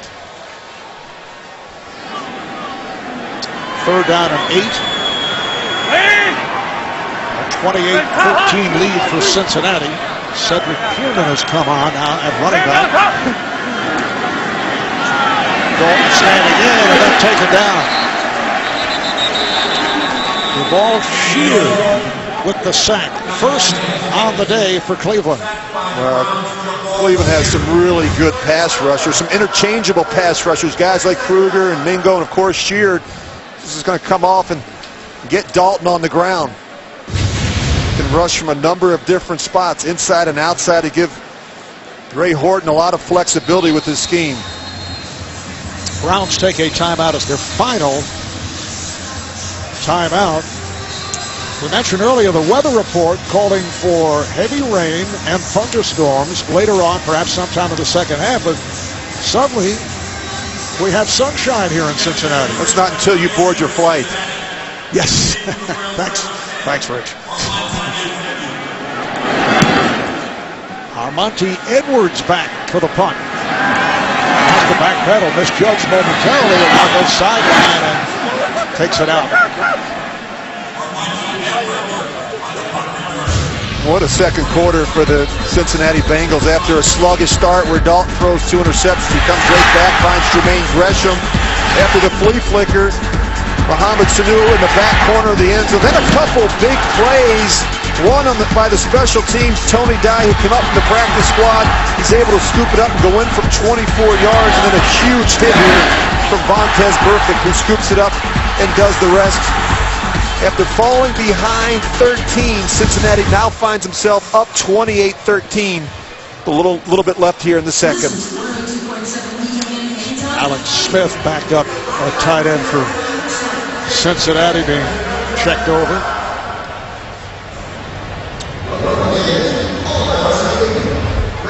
And we're told that Giovanni Bernard suffering a rib injury, and what would you expect? He says he will return. Absolutely. Tough guy, tough running back. Who's only going to get better. You know, you look at how young they are at some key positions. Tyler Eifert's going to be a terrific player. Giovanni Bernard. Future is bright in Cincinnati. Final minute of play, first half. Obadiah in the backfield, but a flag is down over at the far side. And we'll hear from Carl Sheffers. False start, number 73, offense. 5-yard penalty, first down. Carl has been very busy. Joe Thomas is called on the penalty. 6-time Pro Bowler. And Marv, this Cleveland team looks stunned to me. You know, you can just see it in Jason Campbell's eyes. You can see it in different players as they come on and off the field. And after what turned out to be a terrific first quarter, they have just laid a huge egg here in the second quarter. It was all Joe Hayden with Andy Dalton struggling. Now Campbell against short range, and Cameron comes up with his first catch, but picks up just 2 on the play. Jordan Cameron has been held in check. Coming into today, 50 catches, 600 yards, 6 touchdowns. And it's got to be frustrating for him. I mean, he's trying to get going. He's trying to get into a rhythm of the game, and just not a lot of production. They've done a good job changing up the looks for Jordan Cameron. Sometimes they put a linebacker over there to choke him. Other times it's been a corner or a safety. Second down and long. And Campbell unleashes. Looking for the catch. Reggie Nelson. And it's incomplete. Looked like Nelson was going to pick it off, but it's incomplete. Well, Josh Gordon's going to feel that one tomorrow. He's looking, never feels the safety, Reggie Nelson. Reggie Nelson's going to put his chest, his right shoulder right into the chest of Josh Gordon and dislodge that ball. Wow, that is tough. Nelson going for the hit. And it's a 3rd and 13 at the 21. Whitaker in the backfield, but Campbell looking to throw. Once again, it's the tight end Cameron, but nothing there. It's as if he's not even looking downfield to the receivers. I mean, he is pulling his eyes down quickly, trying to find the outlet, whether it's Jordan Cameron or the running backs.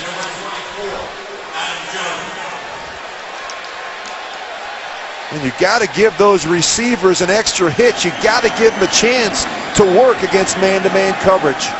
Sixth punt coming up. And Adam Pac-Man Jones is back deep. Jones comes up for it. Looks to make the turn. Nice cut. Finds running room. Down the sideline. And then he's pushed out of bounds. The punter, Spencer Lanning, was able to push him out.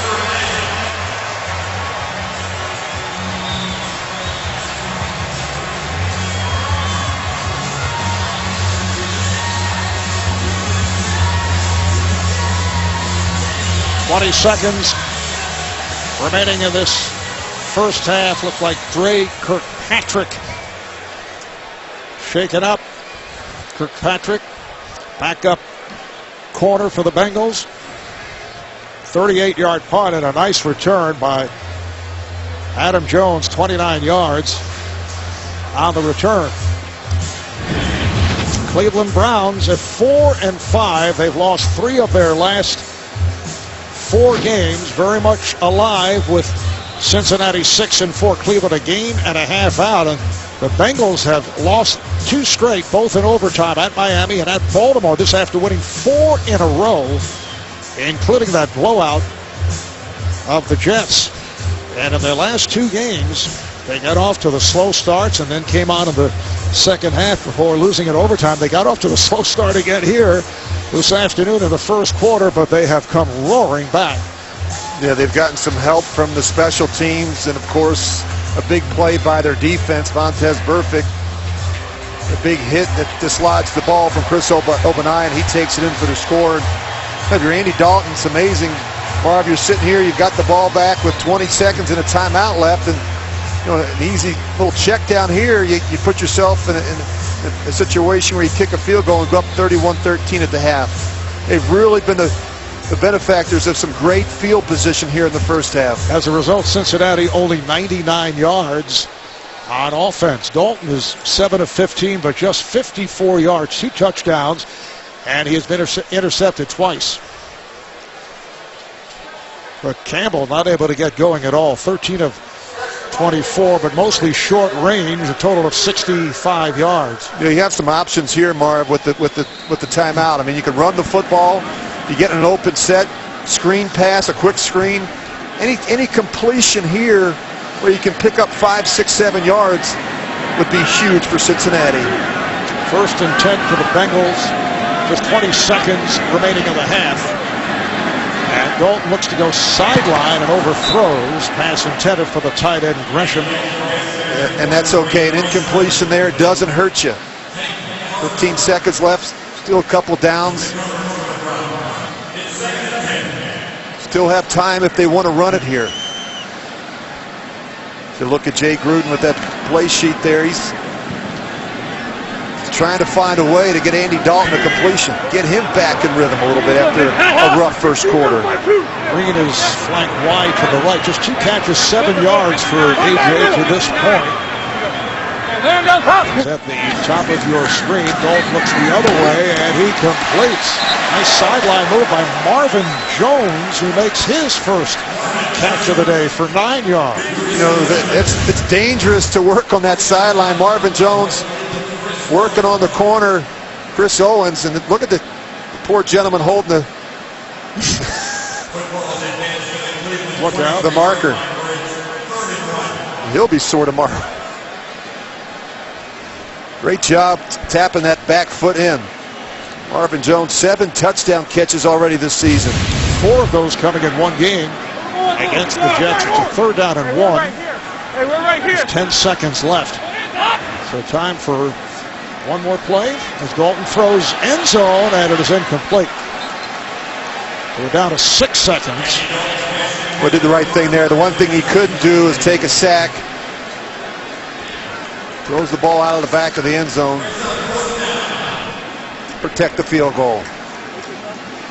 So Mike Nugent, who on the season 13 for 17, but has had his difficulties recently. He's missed field goals 3 of the last 5 games, including that 42-yarder that went wide against Baltimore last week. This from 41 yards out.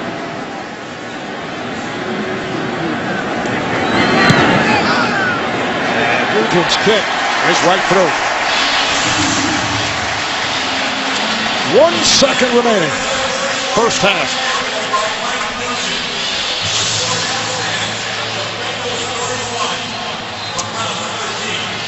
The Bengals now lead at 31-13. They've scored 31 points in the first half against a Browns team that overall defensively is 5th in the NFL.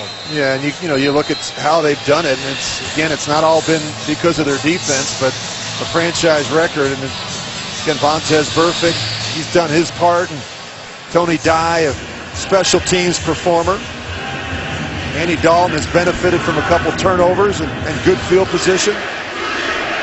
The thing that they didn't do, Marv, is panic when they fell behind 13-0. Well, Fozzie Whitaker is back deep. Just 1 second remaining.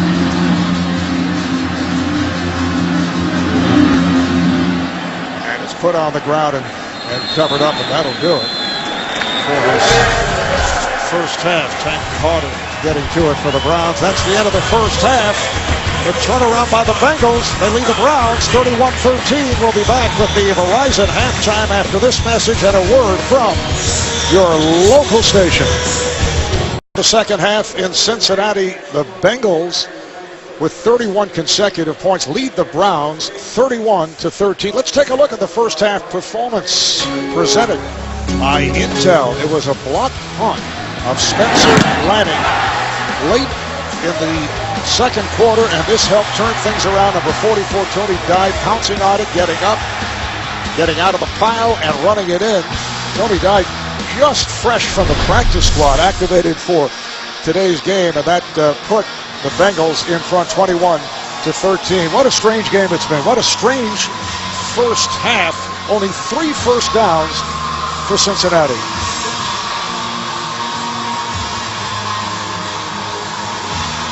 That's tough to explain. 3 first downs for Cincinnati, and yet they have 31 points. Really a crazy first half when you think about what happened. Andy Dalton got off to an ugly start, turns the ball over a couple times, and yet they didn't panic. They were able to come back. They had a couple things go their way. Of course, they get a couple turnovers, and of course the 2 block punts. But again, really showed some great poise, I thought, after a really sluggish start here at home.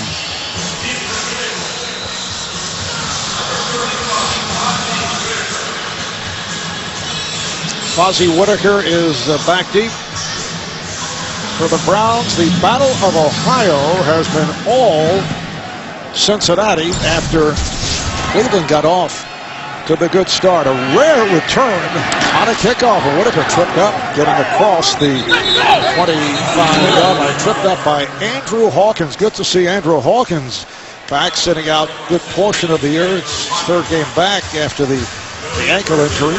Yeah, it's amazing. Look at those points off of turnovers, really, for both teams. And Marv, it's amazing to think that Cincinnati got behind 13, and then they were able to score 31 second quarter points, and they had just 3 first downs in the first half.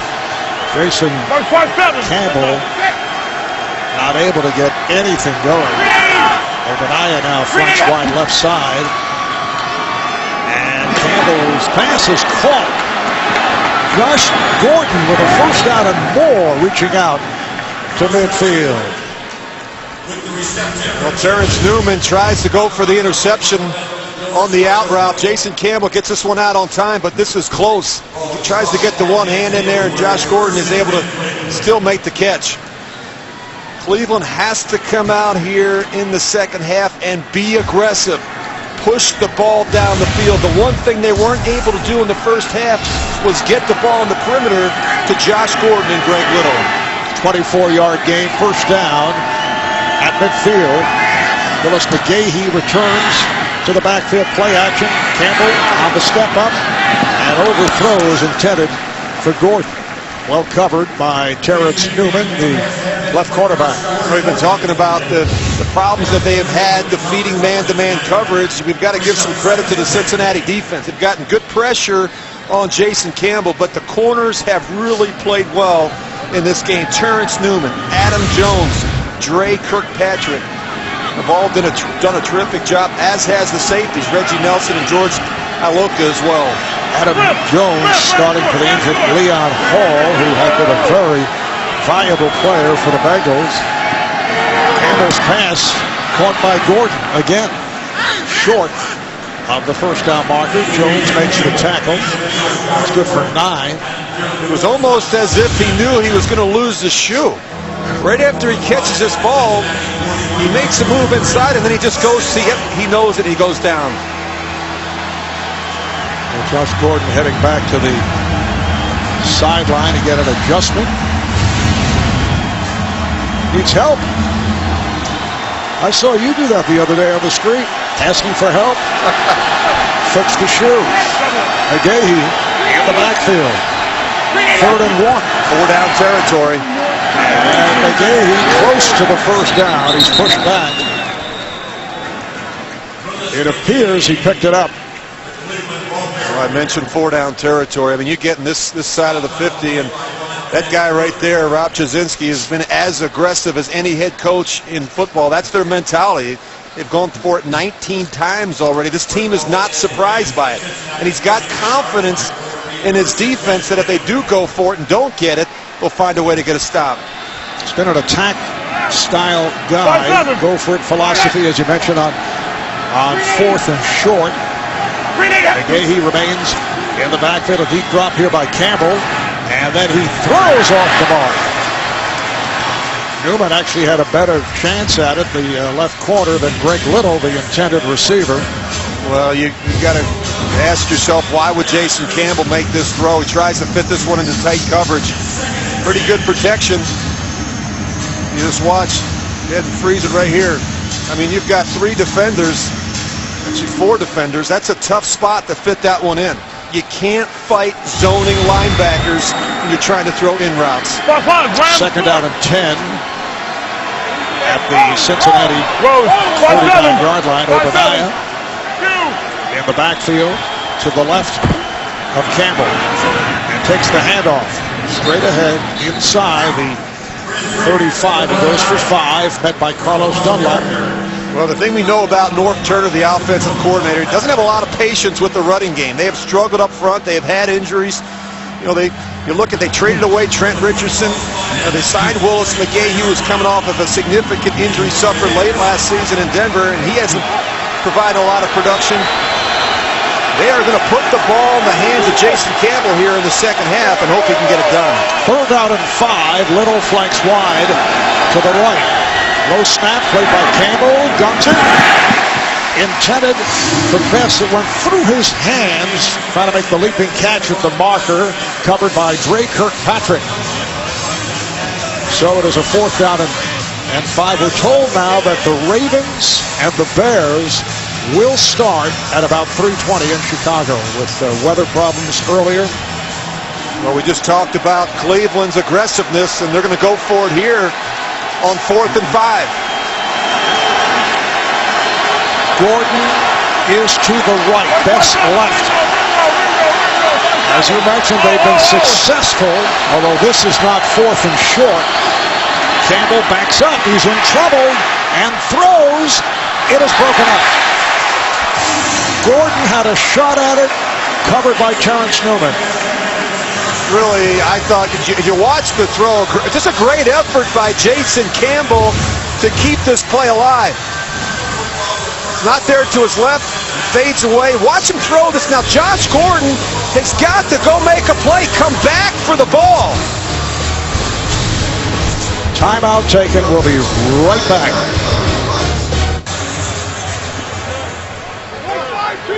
Browns taking over on downs. should say the Bengals, as Green Ellis runs to his left. Picked up 4 on the play. Well, we mentioned that the Bears and the Ravens will resume momentarily, and there have been a number of delayed games, starting with the Super Bowl. The lights went out, power outage. That was in New Orleans. Week 1, Baltimore, Denver, delayed by lightning. Week 2, San Francisco and at Seattle. Also delayed by weather. Same for New Orleans and Tampa Bay. And today, Baltimore at Chicago. But they are scheduled to get underway shortly. Again, it's Green Ellis. Picked up 2.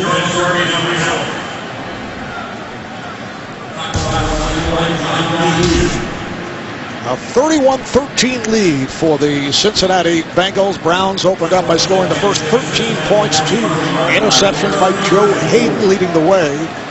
And 31 unanswered by the Bengals.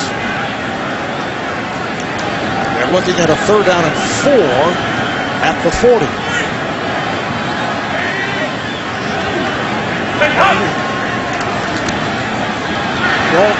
Throwing.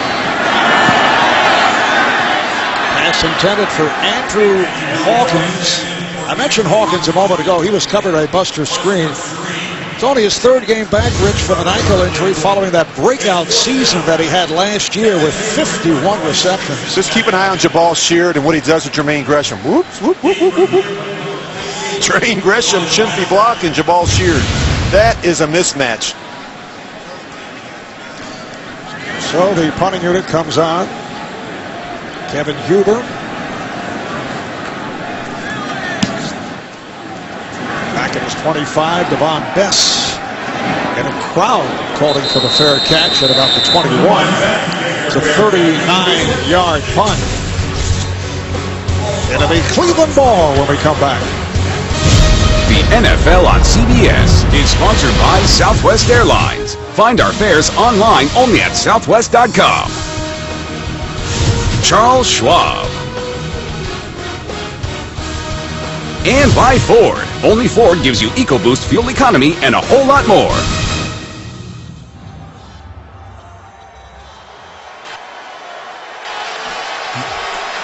Nice look at the Ohio Rivers. We welcome you back. Marv Albert, Rich Gannon.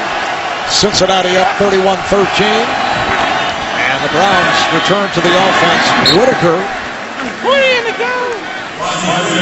Hit by Reggie Nelson. He picked up 5 on the play. I would think, Rich, the Browns are demoralized at this point. They score the first 13 points, and Cincinnati comes roaring back. What do they do right here? Well, if you're the coaching staff, I mean, you got to find ways to get the ball down the field a little bit. And the tight end's got to be, I think you start there with Jordan Cameron. The other thing, Marv, is sometimes when you're struggling offensively, to go no huddle, to go hurry up, sometimes can get the quarterback back in rhythm and also makes it difficult for the defense to make all the adjustments. Oh, Campbell with a beautiful pass to Gordon, who goes all the way. Well, that'll get you back into it.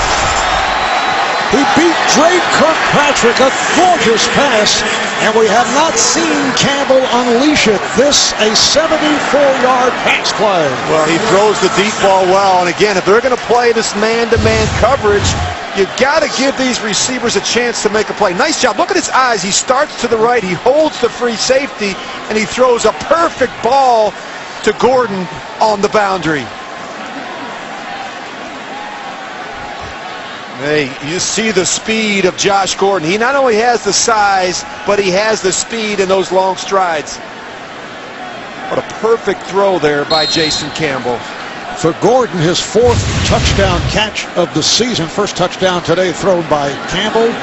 5th catch, 125 yards for Gordon. Billy Cundiff. So the Browns back in it. They're down 31-20. Lots of time, just a 9.5 remaining. 3rd quarter. Another strong performance by Josh Gordon, 2nd-year man, out of Baylor. Caught that touchdown pass, 74-yard play, and Billy Cundiff kicking away. And Again, a deep kick. Brandon Tate back in the end zone. So it comes out to the 20-yard line. Hey, Saturday, the Home Depot SEC on CBS rolls out a scoreboard watcher's delight. Johnny Football and Texas A&M take on Zach Mettenberger and the Bayou Bengals of LSU. It all begins with college football today. How about that Johnny Manziel? He is something special. 31 touchdown passes this year, just 26 a year ago when he won that Heisman. He is having a terrific year once again. How do you see him as a professional? I think he's going to make it. I really do. He doesn't have the hype, but boy, he's got unbelievable playmaking ability. Russell Wilson, similar to Russell Wilson in Seattle. So a flip pass from Dalton for Gresham. Covered by Deshaun Gibson, the free safety. Deshaun Gibson, a much improved player. Just a 2-yard pickup. You know what's been overlooked in this game is how well Cleveland really has played defensively. I mean, they've done a nice job. They've given up just 116 yards or something like that. They have played well. And even on third down, they've given up a couple plays that have hurt them. Giovanni Bernard is back and running well, has the first down. Went out in the first half. Well, this guy is so explosive in both the running game and passing game. Very quick in and out of the hole. They want him to get him on the edge of the defense. Get him in space where he can go to work. Bernard suffering a rib injury, but apparently all right. Picked up 9 on the play, and the rain is falling. Sun came out in the second quarter. We're told that the Ravens and the Bears in Chicago have resumed. Bad weather throughout the Midwest. Sanu makes the catch, picks up 4, led by Screen.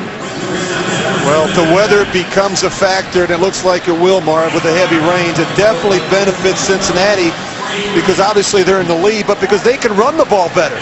Cleveland cannot run the football. They've not been able to run it all year. So certainly the weather here favors the Cincinnati Bengals. Second down and 6, and many from the sellout crowd making their way to cover.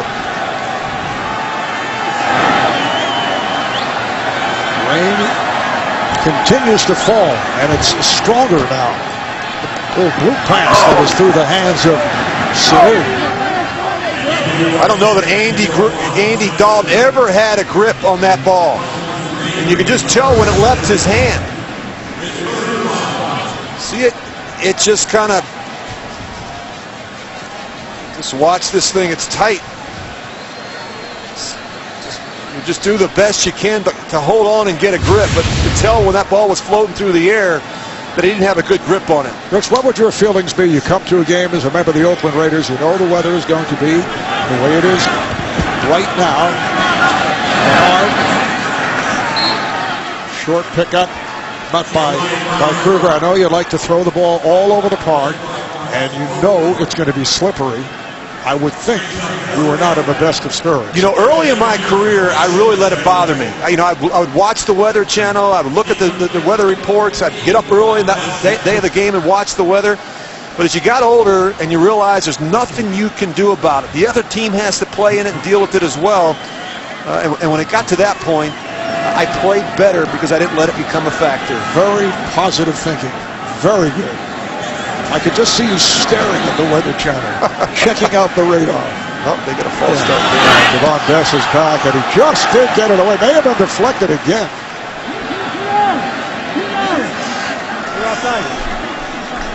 Well, that's a big mistake if that's in fact on Cleveland. That'll give Cincinnati a first down. Offside, number 95 defense. That 5-yard penalty results first down. It is on Monty Bryant. That punt nearly blocked. Well, you've got a rookie trying to make a play. He jumps the snap count a little bit, and Mingo actually gets the tip. A costly mistake by the rookie, Bryant. That's the rookie from LSU, Barkevius Mingo, who got a piece of the punt. Nice move.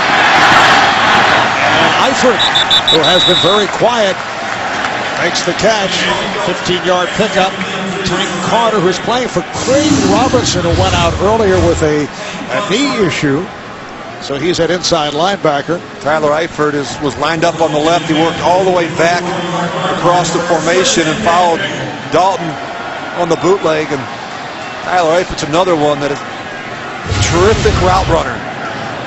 And they're using a lot more two tight end sets here in Cincinnati. You see him lined up over here with Jermaine Gresham. First catch of the day for Eifert. This is Green Ellis. Started to his left, went right gang tackle, pick up a yard. Taba Rubin made the stop. The running game has been kind of hit or miss for Cincinnati, and I really think as the weather changes in November and December, it's an area where they have to be better. They've got two backs, and Ben Jarvis, Green Ellis, he's more of the inside runner, and of course Giovanni Bernard, they want to get him on the perimeter. They have to do a better job running the football. Second out of 9 at the Cleveland 40-yard line. Coming up on 5 minutes remaining in this third quarter. Dalton with the tie. Gresham unable to come up with it. You know, there are certain throws that are easier when the rain becomes a factor. And some of these corner routes or go route where you just kind of put some air on it and let the receiver run under it. Routes where the receiver is working back towards the quarterback. The ones that are difficult are when they're working away from you. Gresham gets a hand on it just enough to knock it away from free safety to Sean Gibson. Sets up a 3rd and 9 at the 40-yard line. Dalton now 11 of 24, 85 yards, 2 touchdowns, 2 interceptions. Had to get rid of it quickly, facing the blitz. Boy, A.J. Green has been quiet today. 2 catches for 7 yards. He talked about frustration. Joe Hayden has won that battle. Joe Hayden can play aggressive like that because he had help over the top from the safety. And Tank Carter was coming quickly, so Dalton just looked to get rid of it. Here's Kevin Huber from his 46-yard line. Bess let it go. So they will start out at the 20, a 40-yard punt. Only the 2nd touchback of the season for Kevin Huber. The NFL on CBS is sponsored by the new Intel-powered 2-in-1s. Intel, look inside. And by Walmart. Walmart's got the season's hottest gifts at everyday low prices. Come in and see for yourself. Oh, that rain is coming down forcefully. Cleveland starting out at their 20-yard line. 5 minutes remaining here in the third. Obadiah is the running back. Very tough for the Browns, who do not have a strong running game. Obadiah trying to work his way through off that right side, but he's met by Burfict, an advance of 3. Thursday on CBS, Sherlock Holmes on the case. See why critics say Elementary is so good, it's great. Thursday at 10, 9 Central, only CBS. And Rich, again, suddenly the sun has come out. Yeah, we're getting, I think we're getting duped. Second down and 7. Campbell guns it, incomplete, intended for Bess. Covered by Kirkpatrick. Boy, Campbell has missed a number of throws high, and I get it that Devon Bess isn't that tall. He's 5'10", but it just seems like he's out of rhythm. He's taken 2 and 3 hitches every time back. On pass, 6-year man from Hawaii, acquired in a trade on draft day from Miami, one of the better slot receivers as a member of the Dolphins. It's a 3rd and 7. Oh, you can see the rain, the moisture begin to hang on that ball. Campbell throwing deep, and it is picked off. Reggie Nelson The free safety able to collar that pass. You know, Jason Campbell was wearing a glove on his left hand, doesn't have one on the right hand. But again, Marv, we've been talking about high throws today from Jason Campbell have been a problem. Off the interception, the Bengals take over. This is Marvin Jones on an end around. Cuts back and taken down, a loss on the play. Combination of Ataba Rubin and Tashawn Gibson make the stop. So Jones, a wide receiver, lost a yard. Great job here by our crew. This is Carmen Long braving the elements. The best in we are fortunate. We have the best in the business, but it is not easy out there with the weather the way it is. But they're so happy they're here. 2nd and 11 at midfield. 3.5 to go here in the third. Bernard, you know, we get a better feel for the game if you make your way to the sideline. I could do my color commentating down on the boundary there, you know. Well, you just grip the football. You show how difficult it is to throw under these Well, you know, weather never bothered me, Marv. No, never. Look, the important thing now, if you're Andy Dalton in that offense, is talking to anyone who handles the football about ball security. 2 hands on the ball, particularly when you're in piles. You never know what you're going to get when that ball comes back from the center. 3rd and 11, a short flip from Dalton. He has Hawkins. Played by Chris Owens, the right corner, so Hawkins goes for 6 yards. Well, they love these quick screens. They love them on the early downs. They mix them in, and Andy Dalton just kicks it out wide after the fake to Hawkins. He's going to try and run behind that big offensive line. You see Andrew Whitworth out there, Kyle Cook. So they go to punt formation on a 4th and 3. Kevin Huber back at his 45-yard line, boots it to Devon Bess. Takes it at the 11. It's a 31-yard punt. But that certainly does the job. This week, don't miss the show. That's in a league by itself with guys who take on all 32 teams and each other every week. James Brown, Phil Simms, Chris Collinsworth with the artistry of NFL films. Inside the NFL, the show the pros watch Wednesday at 9 only on Showtime. We went to a restaurant here in Cincinnati last night. Won't mention the name, but they actually had a Collinsworth steak, which I believe you ordered? No, that would be our producer, Jim Rickoff, ordered it. Okay.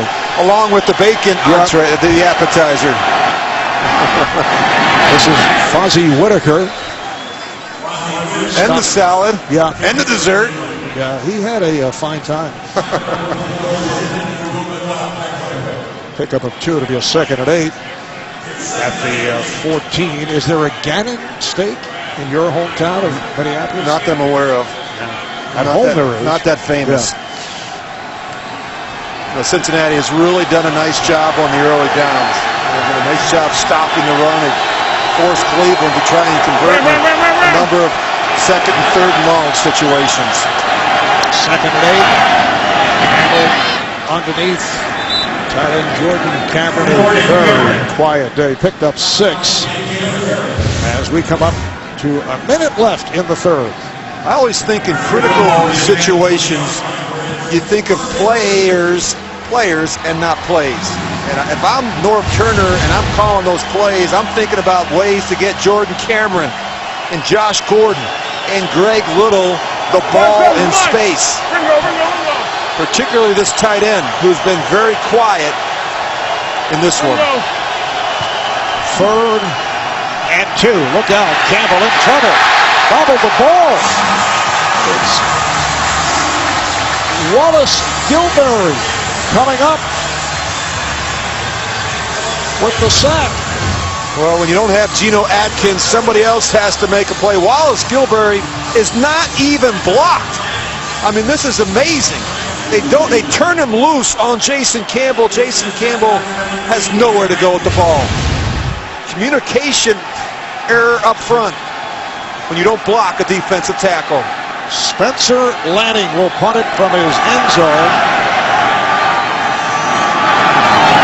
Take for the Bengals.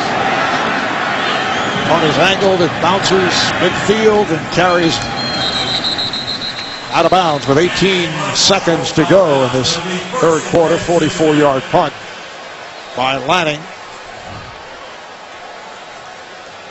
See the numbers. Campbell 17 of 34. Dalton just 12 for 26. Been kind of an ugly day offensively. Neither quarterback's been able to really do much. The running game has really been a non-issue for both teams. And the big targets, Jordan Cameron and A.J. Green, have been very, very quiet. And Rich, you know, despite the weather conditions, Cleveland very much in it. We're late third quarter. It's only an 11-point lead. And Jarvis Green Ellis went for 6, and that will end the third quarter. So the score, the Bengals 31, the Browns 20. We will return to Cincinnati after this message and a word from your local station. You're watching the NFL on CBS.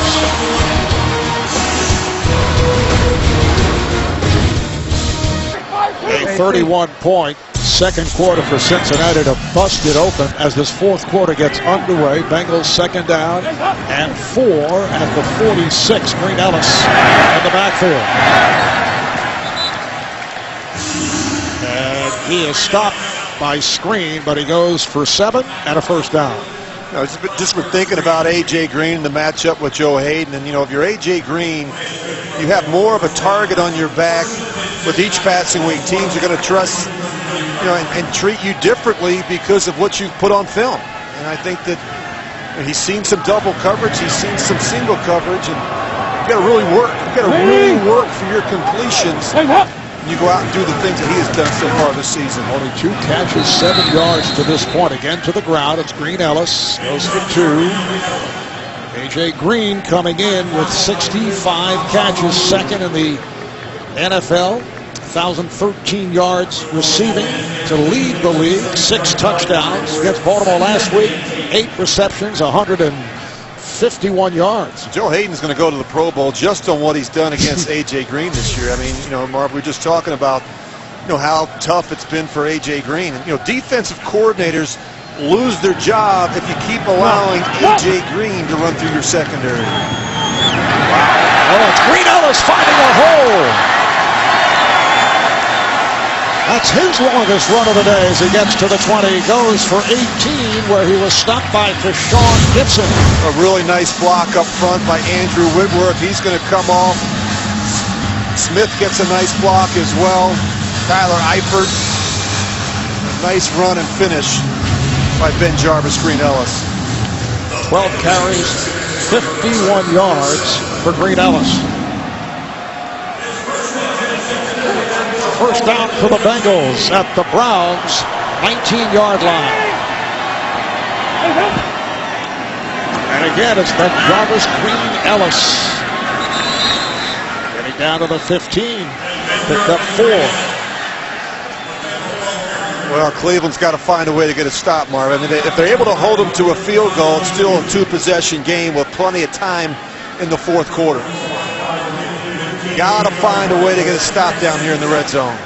Second down and 6 at the 15. It's the 81st edition of what is called the Battle of Ohio. Back in Week 4 in Cleveland, Browns beat the Bengals 17-6 behind quarterback Brian Hoyer, who was out with the ACL. He had been playing extremely well. Giovanni Bernard pulling his way just short of the goal line.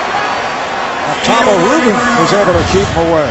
Well, they've had success running behind the left side of that offensive line. Missed tackle there by Gibson, the safety. Giovanni Bernard just lowers his head and does the rest. Bernard picking up 13. He's so tough to bring down. He's listed at 5'9". And usually the first defender is going to miss with a back like Giovanni Bernard. Roma Tapeko in the game as the lead back. And they really... There's Pecco has been used several times. Gordon fires, touchdown. Alex Smith, who was shaken up earlier, backup tight end, 9-year man from Stanford, comes up with his first touchdown of the season. Well, they've got a lot of tight ends, and they use them all. Jermaine Gresham, Tyler Eifert, and now Alex Smith. Play action. Both he and Eifert working across the field, and Alex Smith makes the easy catch for the score. So that extends to a 37-20 lead for Cincinnati. And here's Mike Nugent attempting the extra point. 7 plays, 52 yards. They do it in just under 3.5 minutes. Nugent converts, and the Bengals extend the lead with 11 minutes and 50 seconds remaining in the fourth.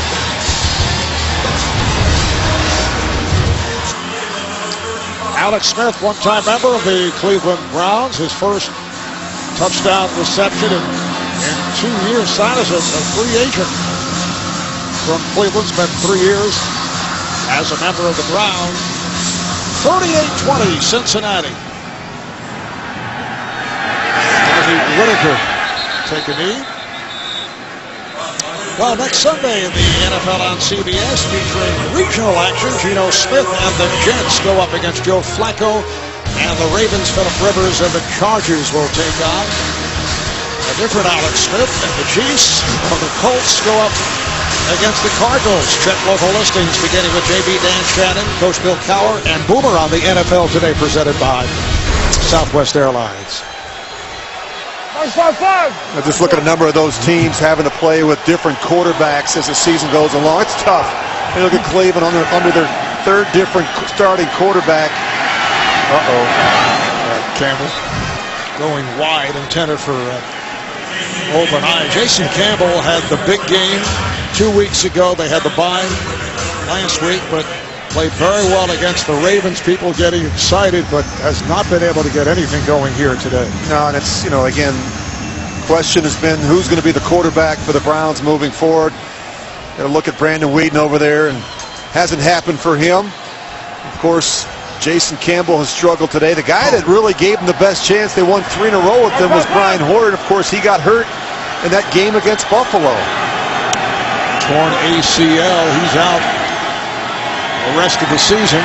Campbell goes underneath, and Obadiah not able to hang on. Well, it's been a rough day for Jason Campbell, and it really got started with the deflected ball that happened to wind up into the hands of James Harrison.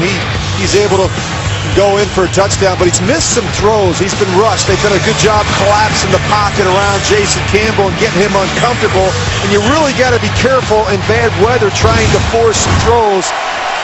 Look at those numbers for Jason Campbell. Not good, particularly those 2 interceptions. And he's connected on only 1 of his last 8 passing attempts. Now looking at a 3rd and 10 from the 20. Does not like what he is looking at. Takes a timeout.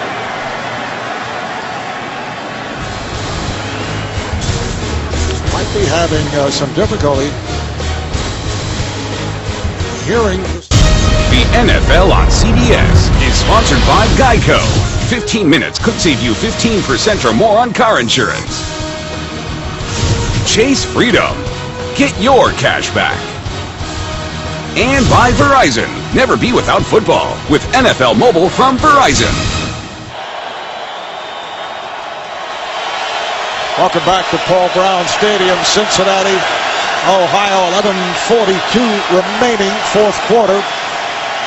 Campbell on 3rd down, throwing on the run as the tight end Cameron, but short of a first down, picked up 6. A moment ago, Rich, it seemed that Jason Campbell was having difficulty hearing instructions either from upstairs or from the sideline. What does a quarterback do when that occurs? Well, you like to have a couple plays at your fingertips. You see right there Scott Turner, the wide receivers coach. He gets the play from his dad, Norv Turner, up in the booth, and then he calls the play into Scott Campbell. There's going to be some times where you don't hear it.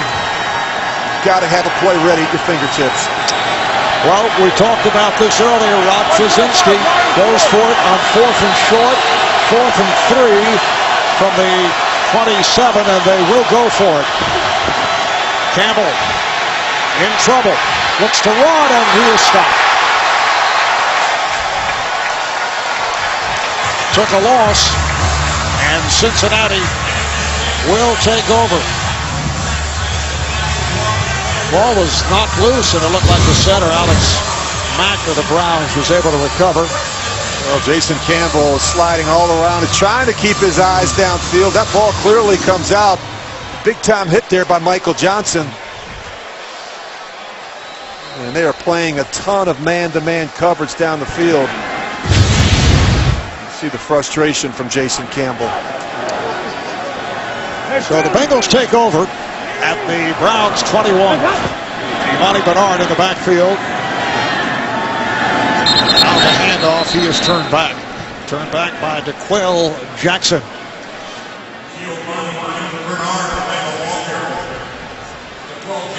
If the Bengals can hold on, they'll go to 7-4 and will extend that lead to 2.5 games over Cleveland. Ravens playing at Chicago. Baltimore comes in today 4-5, but that game was suspended and delayed. They are back in action. Second down play. Again, it is Bernard. Picked up about 5.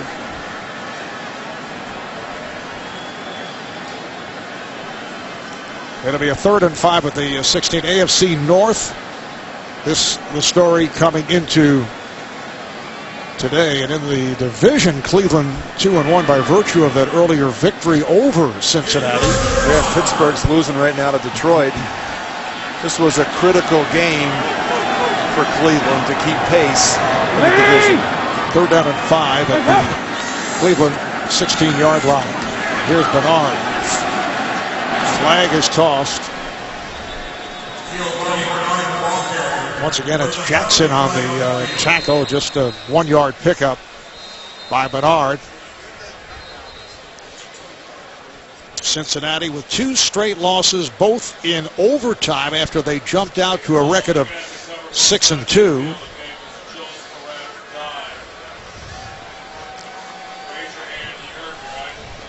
That's Clint Bowling, the Bengals left guard, 3-year man from Georgia. How about all the overtime games for Cincinnati? In fact, the 3rd straight overtime would be the first time an NFL team had played 3 straight. The record in the season is 5 by Green Bay back in 1983. Yeah, they've been in a lot of close games, Holding, Marv. number 66, offense, 10-yard penalty, repeat 3rd down. It's on Trevor Robinson. Injury timeout taken. We'll be right back. Back in Cincinnati, 9:23 to play in the 4th. The Bengals with a 38-20 lead on the Browns. Cincinnati with a 3rd down and 15 at the Cleveland 26. And the rain has stopped as Bernard takes the handoff, trying to get outside, broke a tackle, and then is turned back. Closing in on the 20, Tank Carter playing for the injured Craig Robertson. Maybe stop a little pushing and shoving developing. And continues.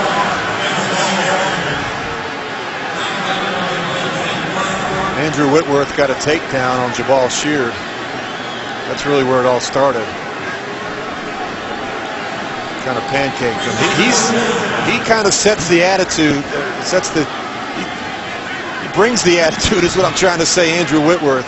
He's kind of the enforcer. Andrew, Pro Bowler last year. Had a tough game last time out. Mike Nugent will attempt a 38-yarder. Hit from 41 earlier.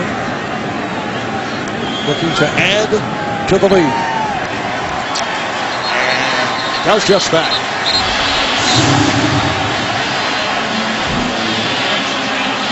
And the verbal theatrics continue.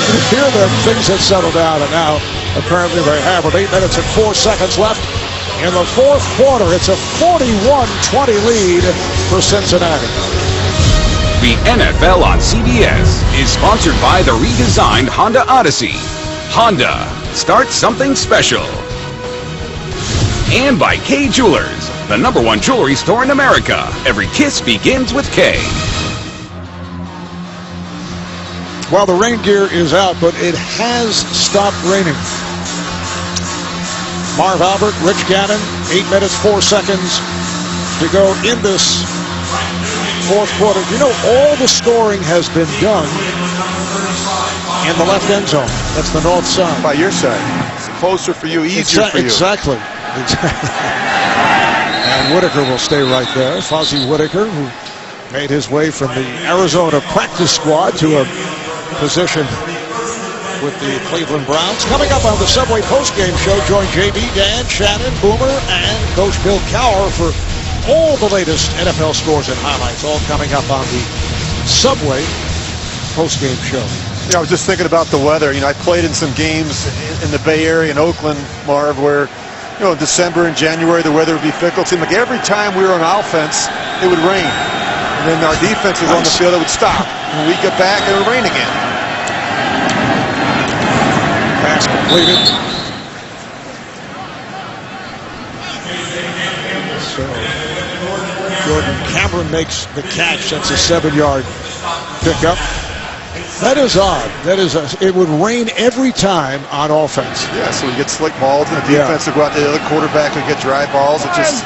You sure you're not making that up? No. Remember it vividly.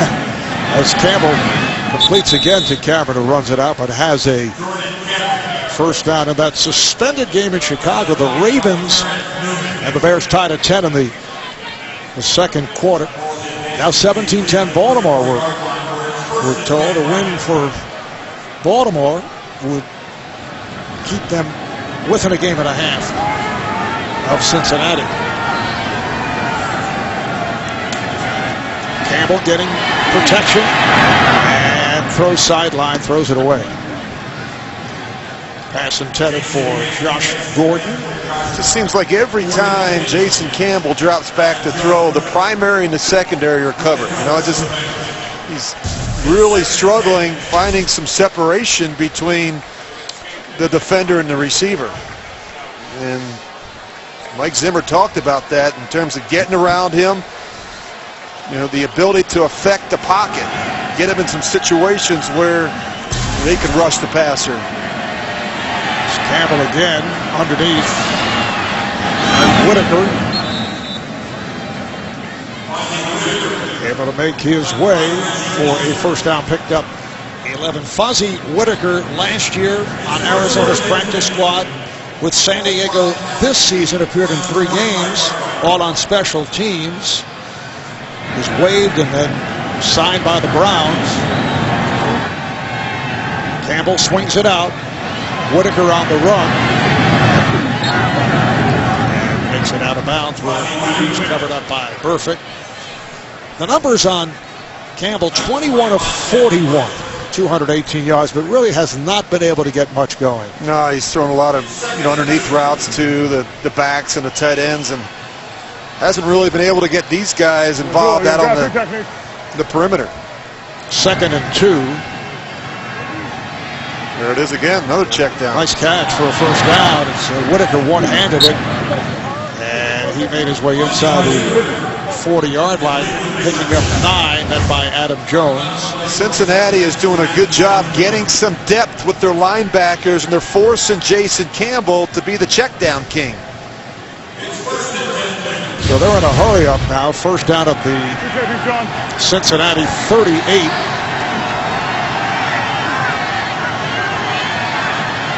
And a short range pop, and it's dropped by Obamaya.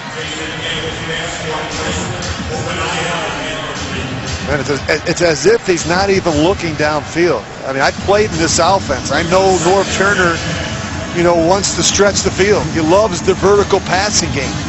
And at some point, if you're Jason Campbell, you've got to give some of these bigger receivers, a guy like Josh Gordon or Greg Little, a chance to go up and make a play. You've got to be able to make some contested throws against this Cincinnati defense. And he does have size. Gordon is 6'3", Little is 6'2". We've talked about Cameron at 6'5". The other tight end, Barnage, is 6'5". And again, he goes underneath. Well, he's playing not to make a mistake. You know, he's playing not to throw interceptions. And I think sometimes these quarterbacks, they've been jerked around so much that they're afraid that they make a mistake, they'll put the other guy in. And you begin to look over your shoulders. Well, the other guy in his case is Brandon Whedon, who came in briefly in their last game because Campbell injured his ribs. That is dropped by Bess. Bringing up 4th and 7 at the 35. Well, they're making the easy plays look difficult.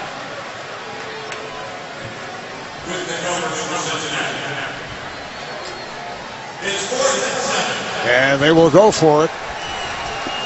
Why not? Devon Bess is usually a short-handed guy, but what happens is every time you look back there, someone else is throwing you the football. It's Whedon one week, it's Hoyer, now it's Campbell. 4th down and 7 at the Cincinnati 35.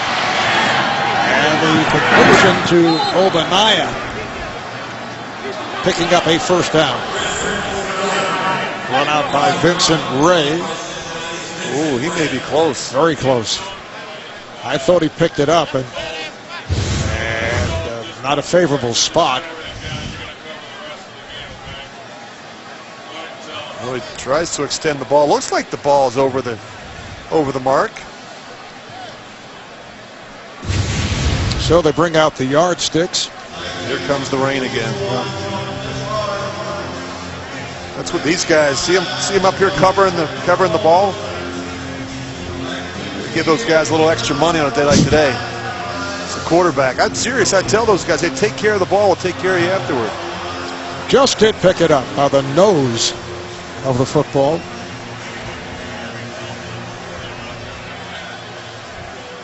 Looking ahead for the Browns, they're home for Pittsburgh, followed by a home game against Jacksonville, then at New England, home for the Bears, then at the Jets, and at Pittsburgh. Cleveland's got to learn to start winning on the road at some point. I mean, it's been a problem for this organization going back. Meanwhile, Andy Dalton on his way to a 5-0 record at home. Here's Campbell. And it's dropped again. This time, Josh Gordon could not hold on. Brings up a 2nd and 10 at the Cincinnati 28. Well, they've been running all these short crossing routes, and you see Gordon coming from left to right. And you like to think the receiver can make that play. As you go back and you watch it on Monday, you say receiver's got to catch it, quarterback's got to do a better job putting it in front of him and allow them to get into the transition of the run. No check down. Campbell swings it out. Here's Whitaker. Took a short shot and kept going, but short of a first down. He ran it to Vontaze Burfict and picked up 8. I'll tell you what, that Vontaze Burfict is a tough football player. I really like this guy. Watch this hit. Oh! Whitaker got the best of that one. It's a 3rd down and 2, and Whitaker has the first down. Once again, Burfict makes the stop. That's 14 total tackles for Burfict. Well, he seems to lead the team in tackles every week. I mean, he just has a nose for the football. First down at the 14. Just under 4 remaining. 4th quarter. Campbell throws. It is knocked down. Pass intended for Gordon. And Brandon G, backup corner, was able to get a piece of it.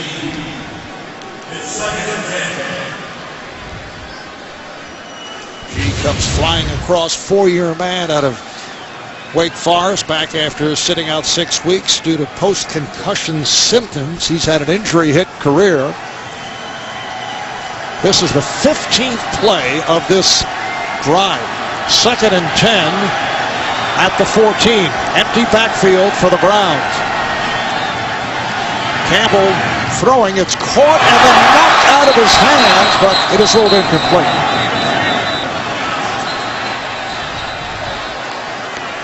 It was Brian Tims, a first-year player from Florida. After the play, unnecessary roughness, number 94. Defense, half the distance to the goal. Automatic. First down. Domatopeko is called on the penalty. And it's Vontaze Burfict who is hurt.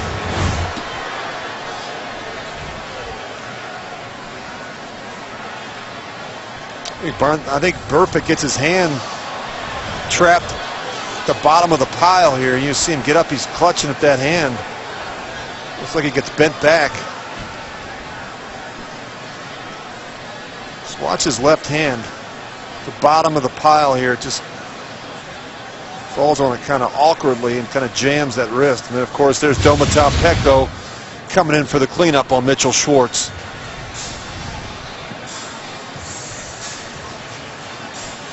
The pass was ruled incomplete.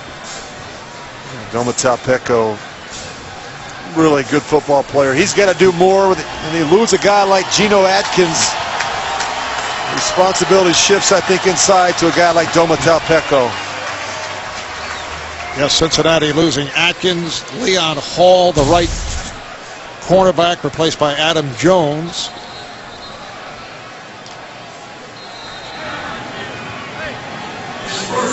So off the penalty, it's a 1st and goal at the 7 with 3 minutes and 41 seconds remaining in the 4th quarter. The Bengals leading the Browns 41-20. Obadiah in the backfield. Out of the gun. Campbell standing in. His pass is caught by Obadiah, and he is dropped immediately inside the 5-yard line. He picked up 3 on the play. Vincent Ray was there to make the stop. It'll be 2nd and goal. The ball is placed at about the 4. Again, it's Obadiah as the running back. Campbell backs it up and throws it away. Greg Little at the back of the end zone, but that was floating way over his head. Pressure from Carlos Dunlap rushing the throw by Campbell. Well, they've got a bunch of ends, and Carlos Dunlap and Michael Johnson that really force a quarterback like Jason Campbell to have to step up back inside and then slide. They get good edge pressure from those 2 defensive ends. This is the 17th play of this Browns drive. 3rd and goal at the 4 with 3 minutes and 7 seconds to play in the 4th quarter. Now timeout is taken by Cleveland. They were down to 2 seconds on the play clock. They have 1 timeout remaining. Cincinnati has all 3.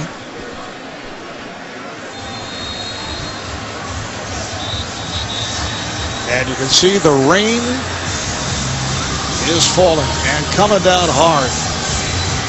The weather forecast calling for thunder showers, heavy winds, and they were right on, I must say. They said it would take place in the second half of this game. It was on and off. We saw the sun come out from time to time, but talking about the weather in Chicago, it's throughout the Midwest.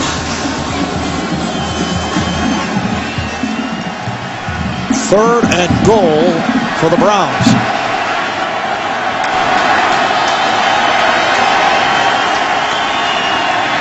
Campbell pumps, could not find anybody, throws on the run, and it is Gordon, incomplete. For a moment he thought he had it, but it's ruled incomplete. Josh Gordon, the intended receiver, bringing up a 4th and goal. Well, you got to make this catch. And he has it, but then you can see it's coming out, and then Iloka comes in and knocks it down.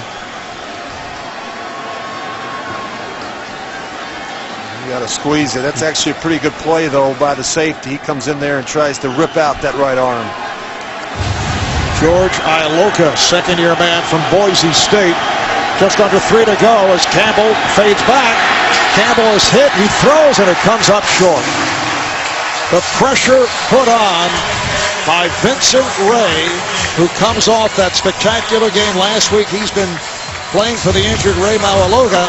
Last week, 3 sacks, 1 interception, 13 tackles in all for Ray. In a situation where you have to have it, you know Mike Zimmer is going to bring the house, and that's exactly what he does here. He's going to force Jason Campbell to get rid of it quickly. How about this, Rich? 18 plays, 76 yards. They have the ball for 5 minutes and 9 seconds, and they come up with zip. Yeah, it's never a good thing when you have Jason Campbell have to throw it 54 times. Bengals take over at their 4-yard line. Green Ellis, the running back, looking to provide some room. Picked up 2 on the play. Get inside the mind of the quarterback. Join Phil Simms, our very own Rich Gannon, Steve Berline, and Adam Shine on NFL Monday QB. That's tomorrow at 6:30 Eastern on CBS Sports Network, the 24-hour home of CBS Sports. I might be doing that show from Cincinnati. I can't get out tonight. I could see you on Skype in the plaza, which is very nice of him. Very nice. And off to Green Ellis. As we come up to the 2-minute warning. The Bengals with a 41-20 lead on the Browns. 2 minutes to go in the 4th quarter. We'll be back to Cincinnati in a moment. Bengals have a 3rd and 7 from the 7-yard line. Green Ellis is running back with 2 minutes to play in the 4th quarter. Green Ellis comes back the other way as he gets across the 10, but short of the goal line. Picked up 4 on the play. Coming up on the Subway post game, join JB, Dan, Shannon, Boomer, and Coach Bill Cowher for all the latest NFL scores and highlights, all coming up on the Subway post game show.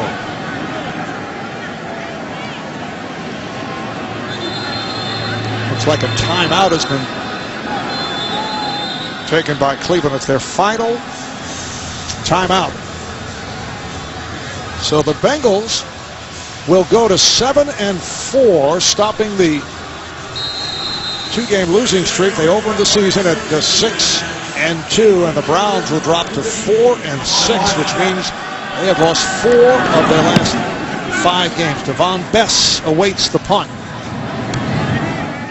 Here is Bess across the 40 and hit down across the 45-yard line. A 54-yard punt and an 11-yard return. Well, it's been a frustrating day for Jason Campbell, with the exception of the one big throw to Josh Gordon. He is checking the ball down to these backs. And you got to give Cincinnati some credit. They've done a good job getting depth with their linebackers and the safeties and forcing him to throw the ball underneath. But man, this has been incredible. It's just the backs and tight ends on checkdowns have been the big story today in the passing game. Look at that yards per attempt. Neither team any good, but just a paltry 3.9 for the Browns. Campbell again with the pass underneath. The ball's knocked away, and it's recovered. Recovered by the Bengals' Michael Johnson. Greg Little took the pop, and the ball ended up popping out. Well, you gotta see what's out in front of you, and he makes the catch, and of course he's not able to secure it enough. Brandon G is able to get a helmet on the ball. You know, Little has been inconsistent catching the ball. Doesn't have great speed. He doesn't have the size and the strength that you like, but he's got to work on the details. He's got to learn to detail his work. He had some drops earlier in the season. 4th turnover committed by the Browns as time is running out. Coming up for the Bengals next week is their bye week. And then they're at San Diego, home for Indianapolis, at Pittsburgh. They finish with home games in Miami and Baltimore. That bye comes at a good time, a chance for them to get healthy, maybe get Ray Maluga back at some point. But they have got plenty of work to do, particularly on offense. It was not a very efficient day for Andy Dalton. So they'll just run it out. Dalton just 13 for 27, 93 yards, 3 touchdowns, picked off twice by Joe Hayden, and Campbell 28 of 55, not taking many chances, 257 yards. Not a good day. 1 touchdown, 2 interceptions, lack of a running game, and that'll do it. A 41-20 victory for the Bengals. So it's a split of the Battle of Ohio. The Browns winning the earlier meeting in Cleveland back in week 4. Andy Dalton now 5-0 here at home. And the Bengals go to 7-up and 4 down, while the Browns drop to 4-6. And Cincinnati now 2.5 over Cleveland. And it depends how the Ravens do against the Bears. So that will wrap it. Thanks to our producer Jim Rickoff, director Andy Goldberg, spotter Mike Bazemore, and our statistician Russ Lynn. Marv Albert, Rich Gannon saying so long from Cincinnati. Next on CBS, the Subway postgame. You've been watching the NFL on CBS.